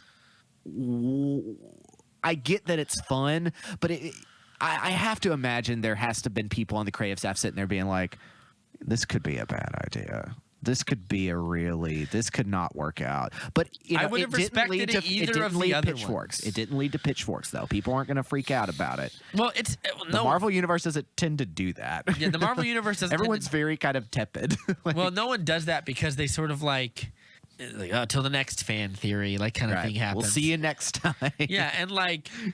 It's because it lands with such a thud. It does land with a thud. And I was like, it doesn't start with a thud. It starts like, it doesn't soar, but it's like it starts with a big excitement, like what? Because he also is wearing a leather jacket and everything. He kind of looks like he's got the hair and everything. Like it's not Evan Peters' normal look. It's not Evan Peters from any of the American Horror Story. It looks like his character from. He even wears the silvery striped sort of suit at one point, but his super speed is represented by the way it looks in Age of Ultron. Yes. So it has that weird silvery background when he runs through something, the after image or whatever. Right. Where in the X-Men universe, there isn't that. He just runs very fast. Right. Yeah. But this has that, not whatever that is. You know, you can draw a line between how all the Flashes and all the Quicksilvers are shown doing their super speed. Yeah. You know. And I guess the reason pitchforks didn't happen is because most people like the show enough to where, oh, I'll accept that or whatever. Right. I feel Which like is fine. I mean, exactly, but I feel like it comes to a bunch of nothing. It's just a way to screw with her, and I feel like there are better ways to screw with her than just that. Or maybe not better ways, but like, what if she brought her mom and her dad back, and she's like, I didn't do this. And probably that would make it even worse because her parents died horribly. And well, it's also like I think that they're sticking. Well, I don't know. I think they're just having fun with our expectations. But after a while, like, I'm going to get sick of that. Like, don't have fun with my expectations. I didn't even have many expectations with this show. But, like, now people are like, what about Mephisto? What about the Fantastic Four? That guy's Ben Grimm. He's going to be the Thing in 2 seconds. Watch this. And then, the next time, they're going to cast some guy named Ben Grimm. Be like, it's clobbering time. And then, like, he shuts the door, walks out, and gets in his car, and drives away. And, like, it's going to infuriate me. Well, it won't infuriate me because I'm not super invested as much anymore in a lot of this stuff, but I actually saw a picture recently, and it's a line that Anthony Mackie says in Falcon and the Winter Soldier. He's like, yeah, I know a few things. And then someone puts a picture of things, this thing, the thing confirmed. It's like, that is the fan theory now. Yeah. Again, we're all getting high on our own supply here. I wasn't a big fan of how all that wrapped up. No, I wasn't either. I mean, we're kind of now at the we're kind of where we started. We're back to the middle finale part. And stuff. Is there sword stuff we want to talk about? I feel like for all the time we spent doing the sword stuff, it felt very like I have nothing to say about it. I don't really know much about sword. Other than like, I just mean like when we cut away from the sitcom back to the what's happening in the real world moment. Well, I meant like sword contextually to Marvel. Like, are they just like the military branch of S.H.I.E.L.D.? I think they're like the more aggressive branch of S.H.I.E.L.D. I think because S.H.I.E.L.D. is kind of done at this point, someone right? said they handle a lot of stuff in space. They do lots of space stuff. Okay, well that makes sense that they're connected with the Air Force then. Yeah, but like S.H.I.E.L.D. at this point, I think they even mentioned like we're still like routing out all the Hydra problems that we're still having at S.H.I.E.L.D. Because I think that's still going on, right? Is like S.H.I.E.L.D. is pretty much kaput, or it's being kind of deloused from it was Nazi infiltration. Yeah, it was. I mean, technically in Age of Ultron, the only reason Nick Fury shows up is because he dusts off an old helicarrier. Yeah. But like some of the S.H.I.E.L.D. people are there. That's a problem with that. Like that. The whole S.H.I.E.L.D. being gone is now we have to come up with a convoluted reason for what is Nick Fury doing and where is he and how does he know so much stuff even though S.H.I.E.L.D. is gone or whatever. It implies he's got people on the inside. In Age of Ultron, he says, I used to have eyes and ears everywhere and, hands everywhere else. Now I just have you idiots or whatever. Like, and like now, but he still knows and sees and can do anything. The plot asks he can show up anywhere at any time. Well, that's something that Black Widow will figure out. I don't know. I guess. Not that I'm complaining. Like, it's just a lot of it's a don't worry about it. If I'm not going to get upset about half a dozen things in any superhero movie, I'm not going to get mad that Samuel L. Jackson just shows up. Like, it's what he does. But like he does. Yeah, it's great. I love it. He is like or whatever. But I really felt like I don't know. Like this show has a weird bitter connotation that I can't quite put my finger on. But it's a bunch of things that just maybe aren't firing altogether in the right way, and a lot of that comes down to just. Not big decisions, but small ones that could fine tune things. Like we were talking about, like when during that episode when stuff starts going wrong in her house or whatever, like the fourth or fifth episode, like having the camera just pull in or change the tone of the show for a second. Because there kind of is like little poltergeisty sort of stuff going on. And yeah. It's like what's happening here? And of course, we're not talking about the also thing is like Vision and the kids can only exist in the pocket of that world. That's true. And the threat, the ultimate threat is that this is just the beginning of Wanda exceeding these powers and becoming an international threat. Do we want to talk about the finale more in depth and the ship of Theseus and all that stuff? I love that scene, man. I love the ship of Theseus scene. Someone brought up that if they had done something like Schrodinger's cat, it wouldn't have worked. But what is the Schrodinger's cat analogy? What does it mean? So Schrodinger's cat is a theory that, without my knowledge of psychology and without my knowledge of philosophy, essentially is if you put a cat in a box with a little thing that drops a vial of poison, the cat is both alive and dead at the same time because your awareness of it isn't there. So the possibilities are existent on both sides. Okay. And then they explain, of course, ship of Theseus is if the same boat is built with the same if a boat is built with the same material, is it the same boat or is it a different thing? Let me look this up real quick. I just want to say, I'm saying I don't believe you. I just want to look up Schrodinger's cat. Yes. What does it mean? In quantum mechanics, Schrodinger's cat is a thought experiment that illustrates an apparent paradox of quantum superposition. In the thought experiment, a hypothetical cat may be considered simultaneously both alive and dead as a result of being linked to a random subatomic event that may or may not occur. Explain that better. What does Schrodinger's cat explain? All right. Schrodinger's cat was simply a teaching tool that Schrodinger used to illustrate how some people were misinterpreting quantum theory. Quantum particles can exist in a superposition of states at the same time and collapse down to a single state upon interaction with other particles. See how the cat is alive or dead? That wouldn't make sense. Right. The ship of Theseus is more of a philosophical question, which is like you have a I see you have a vision there. Yeah, I am also a vision. I love the idea that, like, first of all, he asks, "Are you familiar with the ship of Theseus?" And he goes, "Well, of course, yes, I am. Yeah, of course I am. I am, of course, familiar with the ship of Theseus. Would you like to speak about the ship of Theseus?" Well, of course, I would love to talk about the ship of Theseus. I love that. But that's logical sense for those two characters to be like, well, why are we punching each other? They're super geniuses. They're supercomputers. Yeah. And so they're sitting there. One of them is like a. Here's my big problem with the finale. It's like after like. One, you don't get that much of them fighting, and most of them fighting is them shoot the part where they shoot the forehead laser and they Dragon Ball Z each other. Yeah. I was just like, oh, they God. were the more interesting thing to me because I liked the whole like them floating into each other and everywhere. I'm like, oh, that makes sense. Until they realize we are equal, we cannot fight each other physically. Let us find a logic.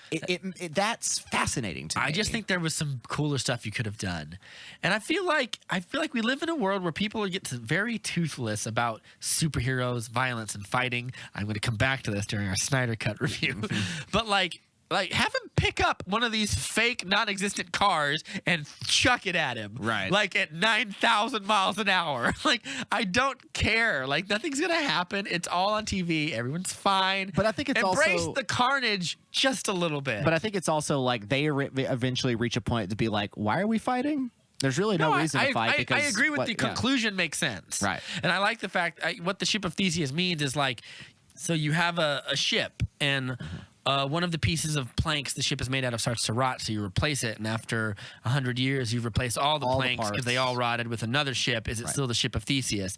And the White Vision comes to the conclusion either they are all the ship of Theseus or none of them are, or whatever. Right. So either you are the Vision or you're not the Vision. And he goes, "What?" It's a very clever way of like, we are our experiences, is what he's saying. And without your experiences, you're not the Vision. So here, and then he gives him the memories, right? Which I believe he should have those outside of the hex. So now, when he flies, we don't get. My biggest problem is we don't get an answer to like what happens to him. He flies away, and no one's like, "What happened to our weapon?" Like no one's much like out. With Jimmy, Darcy, and Evan Peters. He also just vanishes from the plot after it's over, and I'm like, no, that's a big deal. Yeah. Vision, in all intents and purposes, exists now. He's not dead. Yeah. He is dead in the experience of what we just watched. And also, I'm sorry, keep going. But he is no longer dead in he's a new ship, but he's now built out of the same wood. And now he exists out in the wild because he can't be stopped by the hex because was built outside of it. Yeah. But we don't. That's what you got to do in the after credits. What's that guy doing? And it's kind of like, okay, fine, I guess. Maybe he goes to the Avengers compound and Rhodey's like, "We've been looking everywhere for you. Get in here." Maybe he'll show up in something else. I guess he has to because now at this point you can't take it back. Like, right. Like, and the best way to use him is like you have a fight, everything's going bad, and then boom, White Vision shows up and he wrecks shop. That's what I want to know. They'll never do it. They're gonna do something way less cool than that.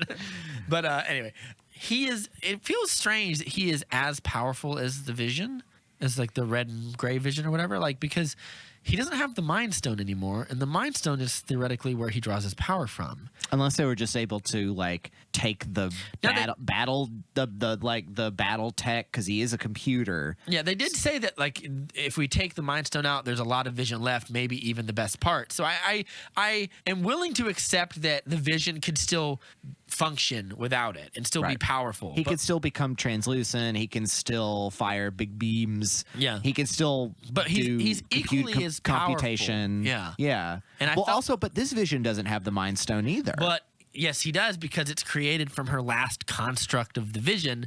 So if you look, he does have the Mind Stone, but inside of the hex, he is classic Vision. Right. I don't know. Everything's so damn vague because also that would involve her knowing Vision fully other than her memory of him. Yeah. And we can't ever do that. Yeah. Which I guess it might be part of this. So we're past all that. Want to talk about the goodbyes? Yeah, because eventually in a giant storm cloud Dragon Ball Z fight that I didn't find very interesting, Agatha's defeated. And instead of killing her, Wanda is like, well, now I'm kind of like a god on Earth, so I'm just going to whoop. You know, back to being the neighbor, Agnes. I hate to whack a nail that's already firmly flush against the wall. You know why that finale doesn't work? Because it doesn't really involve any skill to use that magic. What happens is she just reveals, "Oh, I put these things on here when you weren't looking, even though I didn't know that I could do that till after you told me." And even though we were never alone to where I could have done this. But like, and then she's like, "Oh no, you pressed the God mode button. I'm defeated now." Whereas in Doctor Strange, a movie that I don't think is perfect, he uses his studies that he's studied very carefully, the Eye of Agamotto and all those things, to outsmart an enemy that is way more powerful than him. So when he goes, Dormammu, I've come to bargain. First of all, it's very funny because Dormammu is a being that lives out of time. Right. So to him, something repeating is like an eternity of foreverness. He's Which like, oh, what is one of my this? favorite sequences. Dormammu, I've come to bargain. Smack. Dormammu, I've smack. I might watch that again soon because that's so fun. The problem with that movie is it's just like Iron Man 1 with magic. But with Benedict Cumberbatch. Yeah, a lot of those first generation movies are like you still got some really great characters in there. And I agree. Mads Mikkelsen as a villain, great. Yeah, pretty good. Great. I don't as equally as good as who plays Malekith. No, Ronan. No, I'm naming all the bad ones. The lowballers here. Yellow Jacket. Who's the one from Iron Man 2? It's Mickey Rourke. Whiplash. No, I'm thinking of Killmonger. No, we're talking about Iron Man 1. Obadiah Stane. Oh yeah, like that's about equal because you get. I think he's Jeff better Bridges. I think he's better than Jeff Bridges. That movie when it first came out, I was like, this is really good. But now it seems so quaint. I don't know. I'm always gonna love the line where he says, "Hold still, you little prick." That is one of the best deliveries of all time. That's good. There's a scene where Mads Mikkelsen cries because death is unfair. Or whatever. Like he's a good actor, that dude. But I would rather have this finale have been something where like she uses her knowledge or her limited knowledge of her powers to outsmart her enemy. You can still have like I'm not some person who shits on a big CGI finale. I love the fight in Smallville. It's one of my favorites, and it's mostly CG throwing people into trains and shit. So like I'm all there for it. But like I would like it to resolve the fight. The way you finish the fight is you utilize something you've learned in a way that your enemy doesn't expect you to, a la Doctor Strange and Dormammu. Right. The way he beats Dormammu is he brings time into his timeless dimension, and he's like, "Oh, I hate this." So he goes, "Make it stop. I'll do whatever you want." Right. Whatever. He's like, "I'm here forever." Something like that, or like And I thought they were gonna do this, and I was happy they didn't. I thought she keeps taking every time she shoots a red blast of nothing energy, she absorbs it. Right. I thought she was gonna do the Goku thing, where it's like, if you want it, all right, take it all, and she gives it all to her. It's too much. She blows up. She's dead. Right. I hate that. It's so cliche at this point. But I thought they were gonna do something like that. They didn't. But what they did do isn't much better. So like, and at the end, she traps her in this world. Right. You're still going to be Agatha. You're still going to be Agnes. You're going to be the friendly neighbor next door, which is kind of brutal. It's a little more subtly cruel. You take her power from her because now she's bland and ordinary. Well, you almost didn't just take her power. You take her agency. That too. You take her person. Granted, she's not a good person. She's a bad, evil witch who's almost 300, 400 years old, but now it's I have a fate for you worse than death. Yeah. And that's literally, you don't even know who you are anymore. But that does leave us the option where she could come back. It's possible. As much as I love Catherine Hahn, I don't really need that character back. Yeah. I think that's my point. Is like people were talking to her so much about it, but when she's gone, I'm just like, whatever. Yeah. I don't really want to see her again. And she didn't stay with me the way a lot of other villains did. I feel like it's a lot of fun monologuing, but like it's a house built on sand. Now, granted, I'm a sucker for fun monologuing, so I like ham. I like Ultron's monologues, even though I think they don't fit what the movie should be or whatever. But they're fun because James Spader delivers so much. I can memorize one of his great monologues. Did you like to hear it? Oh, sure. Did you know they built this church at the center of the city? And he goes, I like that. The geometry of belief or whatever. That's really good. And he goes, and she goes, like, every man eventually that's what Scarlet Witch says to him. Every man eventually shows himself. And he goes, I'm sure they do. He takes off the robe and he's a big giant robot. Or looks at her and he goes, everyone creates the thing they dread. He goes, agents of peace create engines of war. Invaders create avengers. People create little people. Children. Like, I forgot the word there. Little beings designed to supplant them, to help them end. And he goes, it's a great monologue. Doesn't make any sense for a robot to have such idiosyncrasies. But his whole thing is just like life. What about it? Yeah. It's good stuff. Watch that. I've never seen. We should watch it. If you do watch it, let's watch it together so I can just soak in your reaction. I have it downstairs. If you want to watch it, come over sometime. We can pop it in the Blu-ray. Sure thing. But I guess so. Let's get to the goodbyes. Let's wrap it up. So that's. I'm happy to say the goodbyes do stick the landing, even though I wanted like 20 more minutes of it. Like I would have even loved it if like she has this town. Does she let the people go before she abolishes the hex? Yeah. Oh, then maybe it wouldn't work. She lets them go. It would have been better if like it'd be kind of meaner because she still keeps the people hostage. Or they have like one last date. Like when she takes him to the fair, and they have one last time as a family, and then she shuts the door and says goodbye or whatever. But what we do get, I think, is really good, and I do feel by the end of this show, like I have gotten to know Wanda a lot better. There's a part of me that what's the rule in a movie? You have to have at least 2 characters that aren't men do things or talk about things that are not. It's the Bechdel test. Bechdel test.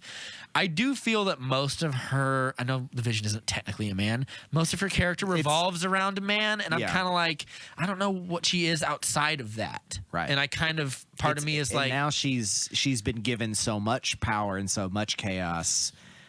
You know, she's a formidable individual now. I am excited to see what she's like going forward from this. Yeah. And I'm hoping that as I was wondering if this show would land that ending where it's like, I was like, I kept thinking like, how are they going to solve this?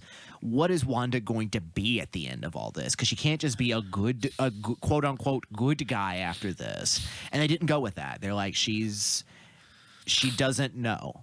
And so we won't know until we find out. And I'm like, I'm okay with that. That's better. That's better than her saying like, I'm so sorry, everybody. She does apologize. She's like, I'm so sorry, but it is a good analogy for like the whirlwind that grief can cause other people. It's also a great callback to Civil War. In Civil War, I don't know if you remember, she's talking to, it's either Captain America or no, it's Vision. It's when they're making paprikash together or whatever in the kitchen, and he won't let her leave because Iron Man said she's not allowed to leave yet or whatever because the public is so mad at her. And when they're making the food, she says like, everyone's still afraid of me. They look at me like I'm a monster or whatever. She said something like that, right? And like how people's fear and their positions of her are going to be so. They're poisoned, and they might be poisoned for a long time. And then in this, she says something like, "They have every right to still hate me, or to be. They're still going to be afraid of me, or whatever." Right. Like, it just almost builds it kind on of buttons that note again. It was like people being afraid of her is something that she has to deal with, and is frustrating her more and more as time goes on. It might come to a head at some point, I would imagine. Smart writing decrees that it should come to a head at some point. But no, I loved the goodbye that she had with Vision, where I'm trying to find that quote that has been going around that he says. He says, last time we said, what is grief if not love preserving? Persevering. Yeah. It's great. And that he kind of just says what the show is. Yeah. That's the theme, is like, this is you know, it's the sad story. Someone said that's the kind of line that should win like Oscars or whatever, and I was like, calm down a little bit. Yeah, because everyone's had a bit of a go at it too, because it's a little Nicholas Sparksy. It is, but delivered from Paul Bettany, delivered from the Vision, beautifully delivered earnest. To her with the context of everything we had seen. It nails it. It's beautifully earnest. Yeah. Especially with his delivery. Earnest and earned. Yeah. And you feel for her, because the one thing I don't want to drag it on too much longer, but like the whole thing about the house. That was good. Yeah. I like that. I like that. Like it felt like at first I was like, what is this? And I was like, oh, I get it. The Vision bought a house for her, and they were going to live. They're going to live in New Jersey. And she had, I don't know why you'd want to live there. He's a Vision. He doesn't forget about it. but I like the idea that she wants to just fulfill their last dream together in a way. It's very poignant. And the last thing he says to her is something like, I can't remember exactly what it is, but it's last time we said goodbye, it wasn't forever. And he goes, so maybe we'll say hello again or something like that. Very good stuff. It's so good. It really puts into sharp relief how not good other things are in the show that I don't like, particularly like a lot of the actiony stuff. And I almost would rather the show would have had no action. But I know if that would have happened, everyone would have been like, "Oh, this show is there's no final conflict." They're superheroes. They need to be doing this. There's a villain, and it's like, no, but it's so much more. It's so much more intimate than that. It's so much more manipulative than that. It's so much more. It's a different level of cruelty, and not, super spark witch battle. Yeah, and people love that finale, and I just don't see it. And like, I would rather. I know it's not against conventional wisdom. You have to have your big third act or whatever. By the way, this show, how many episodes? 8, maybe. 8 episodes, I think. Could have been a movie. I feel like it's long. It's not long enough to where I'm like, this couldn't have been also a movie. It's not paced like a movie, right? You still got to have that TV series thing. But if we're not, it does fall off by the end. But if we're not gonna do like, here's the thing: like, if we're doing these mini series of like, we get Loki and Armor Wars with Rhodey, and we're gonna get Falcon and Winter Soldier, and I'm sure some other stuff that I can't remember.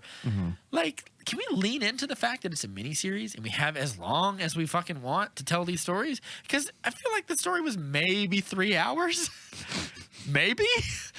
Like, well, and then also like tell more. Tell more, and give me better action finales with all that time you have. Use it to tell more, because you can still land this story while also creating more. I mean, you created out of it. We have, the new Vision, same as the old Vision, new model Vision, and we have the new Vision Photon. It's also a throwback to, I think, his original comic book look was like he was just gray. So it's kind of harken back to that. Yeah. I think. We'll see. Yeah, we'll see. So that's WandaVision. Yep. It's Wanda's vision. I would just like to say and it's also WandaVision. I would just like to say one more thing for the people listening. I'm not saying it's not worth your time. I think it's definitely interesting. I recommend it. I absolutely recommend it, because it's quite a ride to get to where it goes. It's just where it goes. The destination is not as fun as the journey. I agree. The journey is way more fun than the destination, aside from that cathartic goodbye, aside from where we're going, which is the end result of tragedy. And I don't want anyone listening to us, because I think our BVS episode just almost passed 2,000 views or whatever, or something. So, like, if you're listening, like, Rob always shits on all the Marvel stuff, and I really like them. Like, I want you to know, like, one, I want to like everything, and two, I think this show does have very redeeming qualities. I just feel like it's a little wayward, and it would be a little better if there was a better guiding hand by it that knew what they wanted to do a little stronger, perhaps. But I still think it's absolutely worth seeing. I'm just not convinced it was necessarily like long enough to justify being a miniseries, when it could have been with some tweaks, could have just been a movie. I was glad that it really solidified not just Vision and Wanda for me as characters, but also Bettany and Olsen as performers. That's the biggest thing I'm going to say, is like, in its defense, is like, it really does do that. Yeah, because they were the two characters that we were fun doing it. And I mean, I'll also say everybody else was like, I always love seeing Catherine Hahn. The actress who plays Monica is very good.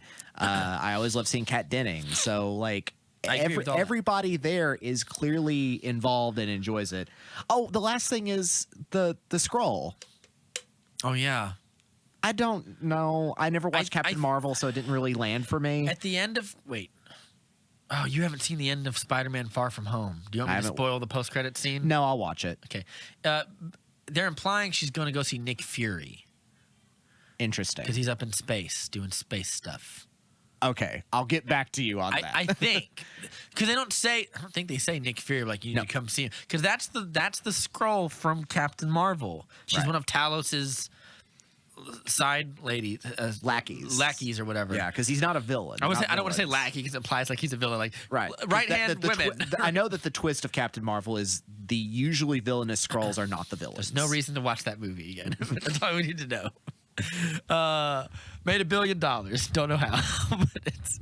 But yeah, I didn't quite get it either, and I didn't understand. Like, I had this weird sense that like she wasn't surprised Like she knew it was coming, kind of thing. I knew all. Like I didn't know. Like it wasn't like she said it, but like the way she acts. I mean, Monica's character. I don't know the actress's name, but like the way she acts, it kind of makes it feel like she knew it was coming all along. And I was like, does she know what's happening? Does she know who this is? Does she know? Because she knows she's friends with Captain Marvel ish. Is she? Do we know? I don't know. I mean, she knows. Her mother was friends with her. Yeah, they were close friends. Yeah. No one in the Avengers universe is friends with Captain Marvel. Teyana Paris. Okay. Yeah, Teyana Paris. Oh, she was Dawn in Mad Men. Okay, I remember her now. She's a really good actress. Yes. Okay. Well, that's WandaVision. Recommendations?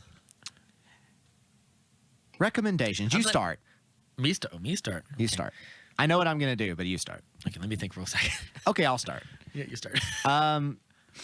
So a little different, but in the line. Oh, I just punched myself in the face with a microphone. Don't do that. I'm going to eat this mic. Out of curiosity, I watched this series because I had listened to a podcast recently about this person. You love a podcast, don't you? You're on a podcast. Rob, the recording is coming from inside the podcast. I had listened to this podcast. It's a lot of what I do. It's why I like doing chores at home and like cleaning because I just get to put your earbuds it's so in. Good. I do it That's too. my comfort time. I do it too, and then the kids knock on the Rob. What are you doing? Just like, I'm listening to some breakdown. There's a video to get off topic. There's a video guy I watch called I Am That Robbie, and he does great video essays about movies, and they're just like 13 minutes long each or whatever. But anyway, go ahead. So there's in the not related to the oh, I just had his name a second ago. The Ryan something verse. Essentially, everything that FX does is created from the guy who did American Horror Story, and then everything from there. I don't know his name. I feel like I know who you're talking about, but I don't remember his name or whatever. So this is not part of, but it has a lot of the same connections to the Ryan Murphy extended FX world, which goes from American Horror Story into American Crime Story and all these other things he's worked on. But this is another history story, and I find it very fascinating and very important to check out. And it's called Mrs. America, and it stars Kate Blanchett as Phyllis Schlafly, and Phyllis Schlafly is secretly one of the most, in my opinion, one of the most villainous Americans who's ever existed from a political perspective. And she plays Phyllis Schlafly, who was a very prominent conservative activist. Is this a show or a miniseries? It's a show. And it's all set in the 70s. It's all set in the early 70s. And essentially, Kate Blanchett plays Phyllis Schlafly, who's like trying to essentially – she has this obsession, as she did in real life, with like having America be a nuclear superpower and like strike first against the Russians, and was just an ardent anti-communist. But her way to get into politics was to fight against the EPA, the Equal Protections for Women. And I thought you meant the Environmental Protection Agency. No, it was ERA. The ERA. Equal Rights Amendment. The Equal Rights Amendment. So she challenged against that and built up this world against that. And so while this is happening, Rose Byrne plays Gloria Steinem. I love Rose Byrne. She's phenomenal in this. She plays the famous modern American feminist writer, the creator of Miss Magazine, Gloria Steinem. And so they're on the other side of this. And it follows along the political, the election leading up to Richard Nixon. And then from there, what could have been just a sappy story about good versus evil is about all these different concepts, all these different women, all these different people, all these different intersection things, duking it out with each other, realizing that there's not as much equality and not as much on the level that everybody is. And so all these different people are kind of realizing that and are kind of going up against each other. And it's mostly just very good dialogue. It's a really great script. It's got a really excellent cast. Did you ever see Orange is the New Black? Yes, I've seen the first 2 or 3 seasons of that. The woman Keep going. I'm going to turn the air. Okay. The woman who plays the character of Crazy Eyes plays the politician Shirley Chisholm, who was the first African American woman to run for president. And so that's a point of drama where a lot of the people who are part of this movement decide, like, we can't back her because she's not going to win. And then it's like, well, then, you know, where do your allegiances lie? Can I ask a question? Does this show? So this show is about this lady who was like this. Well, it's about all these women, but she's primarily the focal point. Is Elizabeth? When it comes to Phyllis Schlafly, does it ever get to the point where we're looking at her show or whatever? Do we ever get to the point where we're like, she's a traitor to her gender in a way? And how, like, if you look back in history enough, there were a lot of like ardent women groups that were like hugely opposed to like the Voting Rights Act and things of this nature. Do we harp on any of those things? She's this charismatic woman trying to destroy women's rights kind of thing. That is part of it, because that was part of the political reality of it. Yeah. Like a lot of people at first were just like, Phyllis Schlafly's nobody. Like, we don't need to. You can see the scenes where all of them are together. The people who are part of now, the people who are part of these organizations, because you also have, Margot Martindale is in it. Tracy Ullman is really great in it. Sarah Paulson shows up in it, which makes me think it's a Ryan Murphy thing, because Sarah Paulson's in everything he does. Horror story shows. And so they're all kind of like, we don't need to worry about this. We don't need to worry about this. We need to worry about our thing. And then she starts becoming a bigger force, as she did in real life. And so you're watching all these characters kind of come together. And it would be kind of, because Ryan Murphy's production thing, and again, he's not involved in this, but it definitely has his DNA involved in it, has done some pretty amazing stuff. I still think the OJ... The People versus O.J. Simpson is a phenomenal, very, very good series. That's the one with David Schwimmer is in. David Schwimmer plays the Robert Kardashian, and is John Travolta in it? John Travolta plays the lawyer, or plays the lawyer, and Cuba Gooding Jr. plays O.J. Yeah, and he gives the performance of a lifetime. That whole show is amazing. He's making up for all this direct-to-DVD eras. He's making up for but because he's good at it. I hear he's great. I hear he's amazing at it. But this kind of has that same vibe where you're seeing these characters challenging each other with these ideas that they're trying to struggle with, that we're struggling with now, that they were struggling with then. But beyond the politics, great writing. Really good writing. In fact, the Emmys came out, and obviously we didn't pay much we didn't pay too much attention, because this is the movie date, not the TV date. As we just talked about TV show. Yeah, that's right. But things are blurring now what TV is. Yeah. But I do want to recommend that. It's a great history lesson about something that's not talked about too much, because not just the fight around the ratifying of the ERA, but also the influence of Phyllis Schlafly has more to do with the history of American conservatism than we think. It reminds me of, like, this is probably not terribly true. It reminds me of like the history of like Henry Kissinger, how his sort of not his administration, but his influence is still kind of felt to the point where, like, even only like 3-something years ago, Hillary Clinton was talking about how he was such a great influence on her, and he's been out of politics for decades. You're not wrong. Yeah, you're not wrong. Yeah.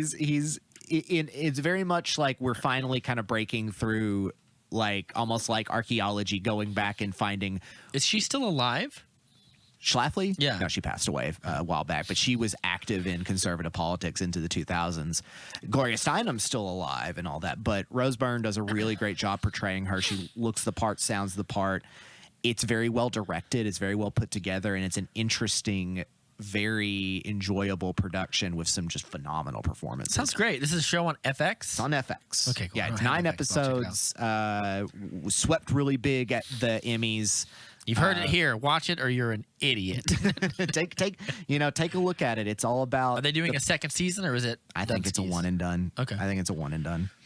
All right. So that's my recommendation. I saw that, watched that, and I was like, hey, I watched all of that. That was really interesting. It's great. And it filled me with some history that I didn't know about. That's always good when you learn a little bit from a show. I watched a remake of a remake. I watched Antoine Fuqua's Magnificent Seven. You did mention that before. Yeah, I mentioned it a few days ago. And it's for a movie that's because everyone should know that the original Magnificent Seven is based off The Seven Samurai by Akira Kurosawa. And you know what I realized going back to that show, or that like old Kurosawa movie, that show is sort of the ultimate.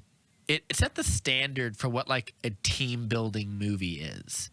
Like every movie going forward takes from that movie in so many ways, even ways they're probably not aware of. Yeah. And what I realized is sometimes we have. One could say they were the original Avengers. Were those wanton samurai, or the original Justice League? Some could say, as Snyder said, he loves that movie. But one thing I realized about this movie is sometimes we call things formulas or formulaic or cliche as an insult, but I think on one of our bonus episodes, we said sometimes things are formulas or cliche because we love them. Yeah, and this movie is an example of that. And even you're talking about the new one. Yes, even that. It shows that if the idea is pure enough, then the formula works because it gets to something indelible about it.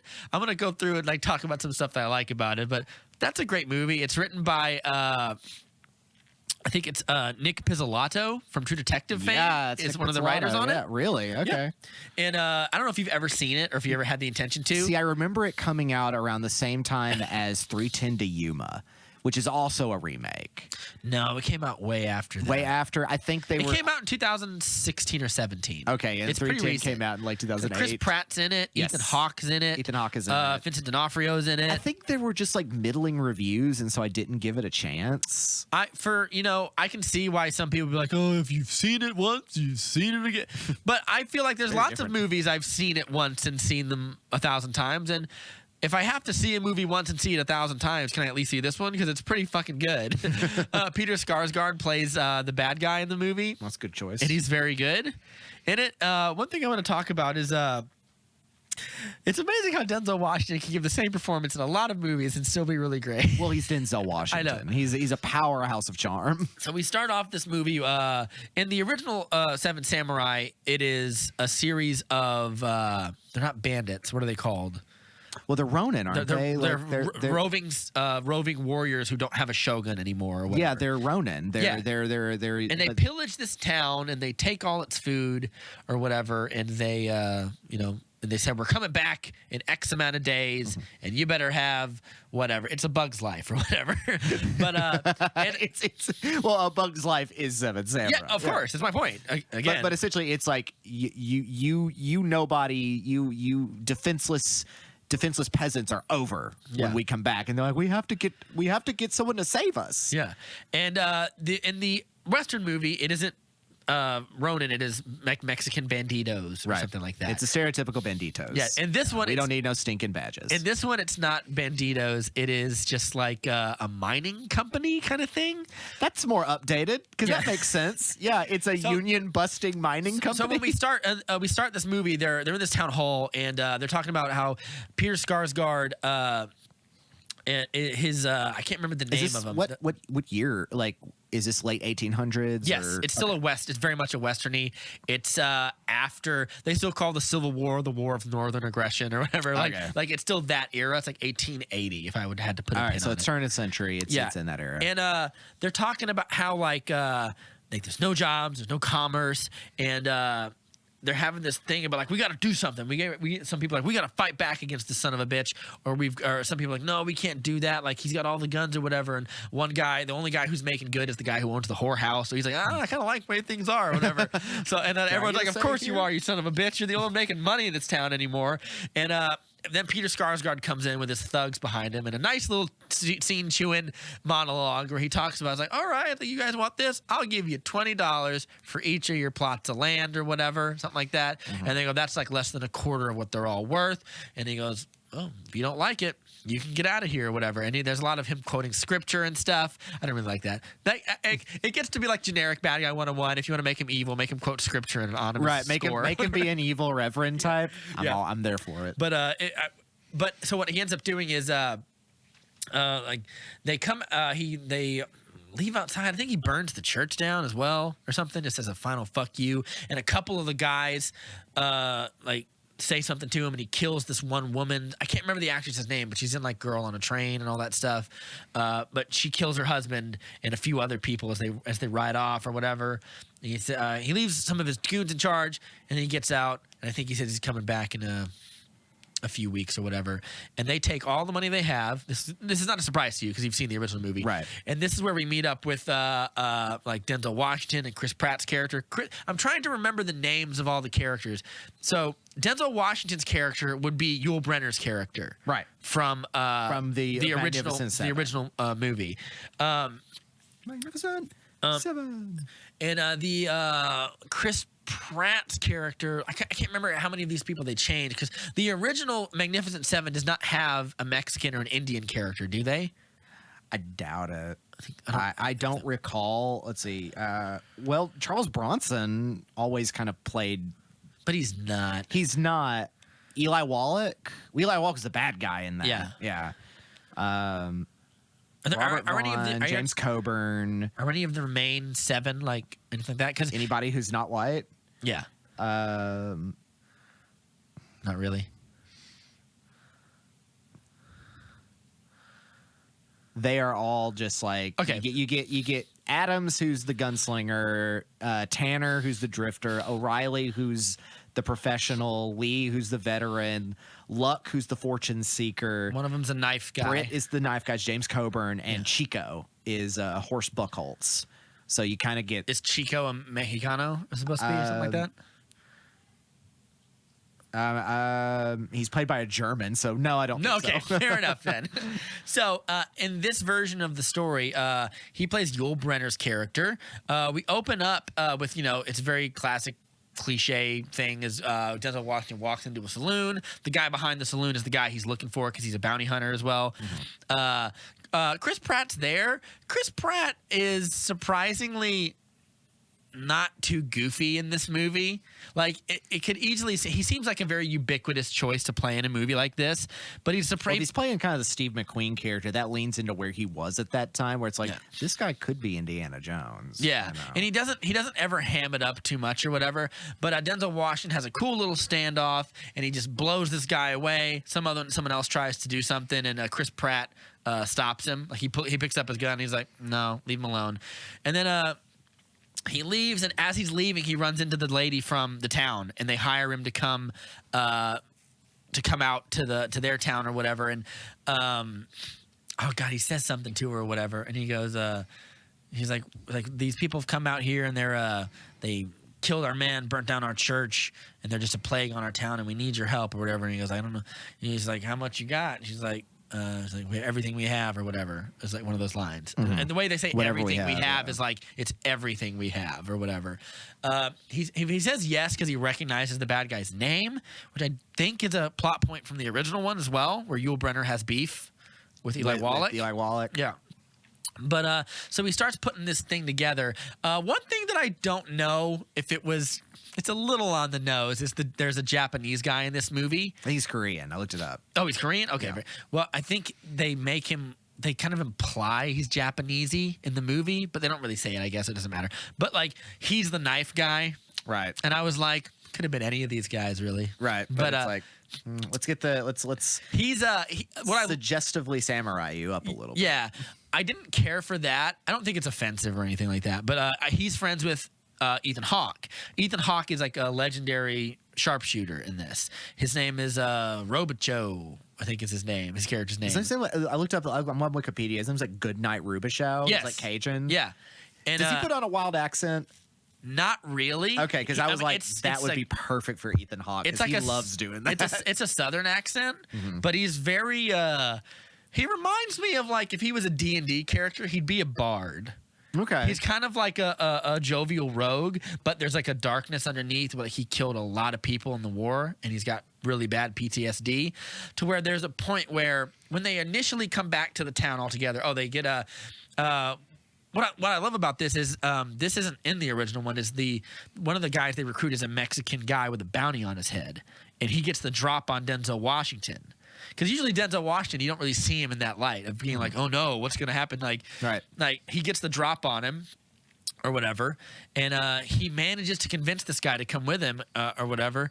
And he was like, hey, you got a bounty for $500 on your head. And he goes like, you come with me, maybe we can get rid of that. And he goes, why don't I just kill you now or whatever.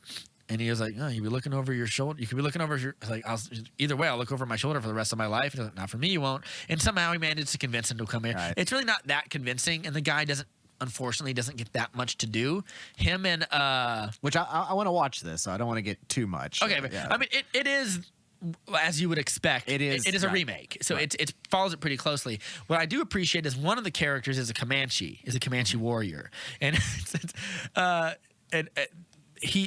as they get the whole team together, the Knife Man and Robicho are a package deal. You got to take both of them.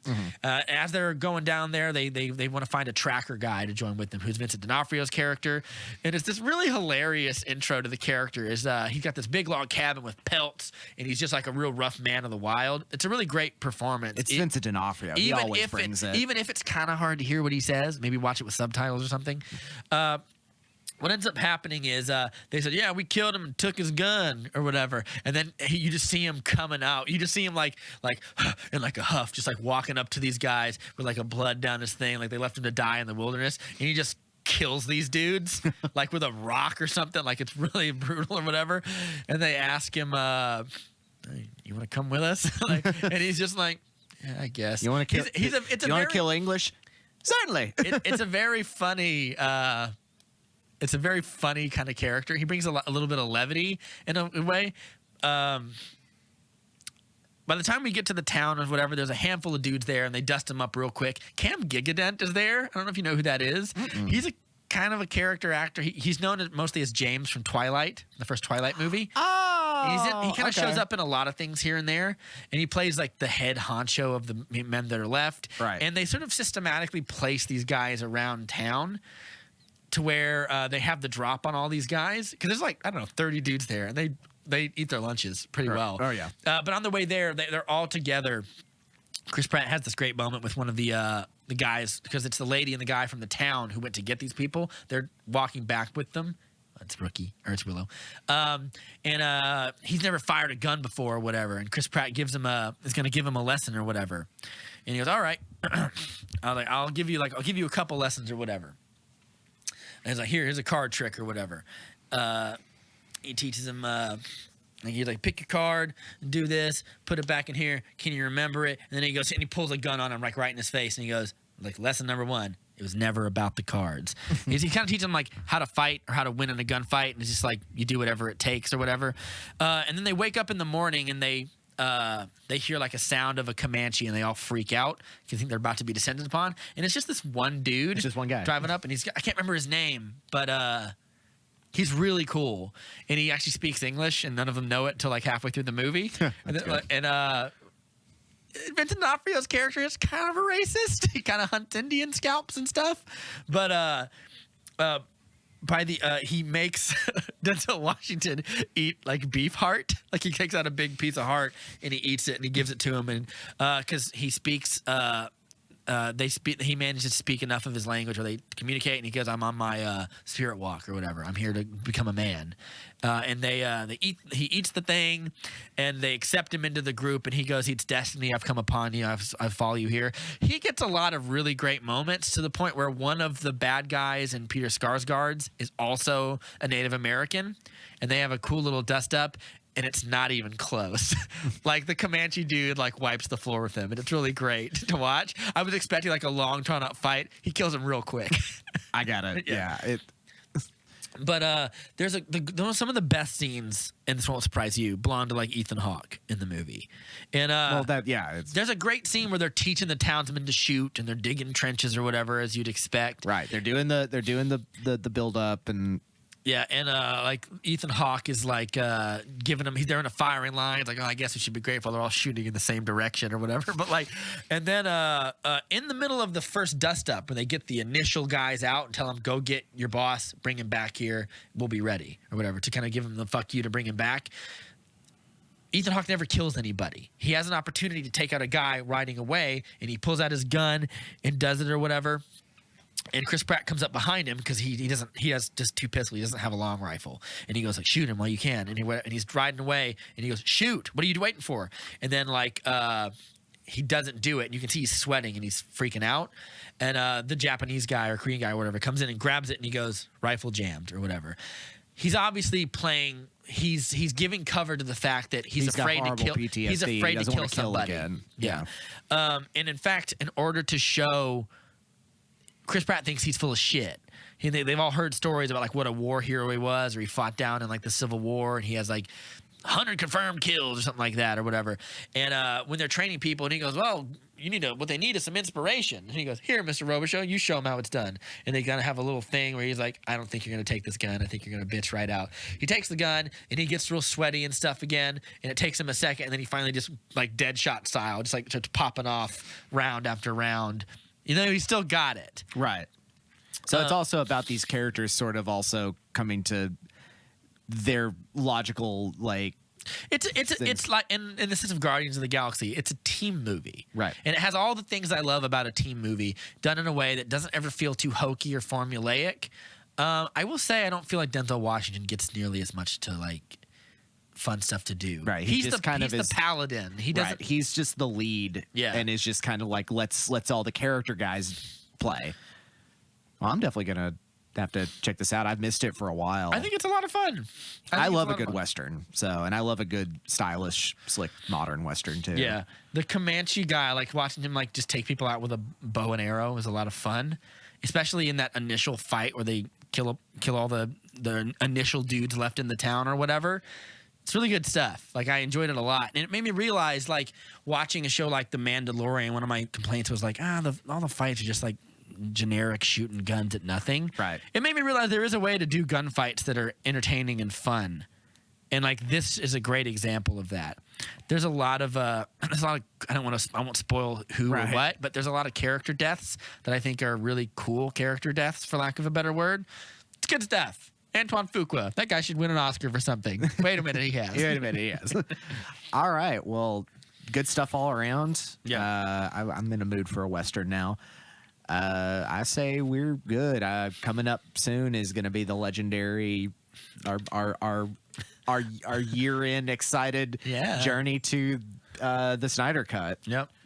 It's right around the corner. And until then, have a good one. My name's Matt. My name's Rob. You can follow us on Facebook and Podbean, and we're on YouTube. We're definitely on YouTube. Yeah, iTunes, all the good stuff. And we will see you guys on the next time. My friend Blake should be joining us in, so we're not doing any movie news that episode, nothing. We're going right into the thing. Right in. I have a little thing I wrote that I'm going to read on air about it, and then we're going to go right into it. And I'm excited. I'm excited to talk about it. I have a lot to say. Oh, I bet. I've got some things to say too, but I'm being very, my friend Blake has written out a bunch of notes. I'm writing notes. If you have any particular points you want to get to, write notes. I may end up doing some devil's advocacy. We'll see. We got to cover the whole universe of this movie. We will definitely cover everything from like the movie itself to the cultural underpinnings of it all. We'll talk about what it's going to be like going forward, both for the franchise and for like movie fandoms in general. And I might have a few nitpicks about the movie to I think could have made it improved upon. Okay. But I'm going to try very hard to be objective. I've seen it like 3 times already. So I've taken a lot of time to get through it and finish everything up and make sure that I don't want to see this movie and then like Phantom Menace it to death and be like, it's the greatest movie of all time, and there should be 1,000 sequels, and then we should take it and we should make every movie this or whatever. We'll find out when we get there. Yeah, we will. But until then, this has been the Movie Date with Rob and Matt, a podcast for people who like movies but don't want to be too smug about it. I've been Rob. And I've been Matt. And we'll see you guys next time to talk about the Snyder Cut. Take care.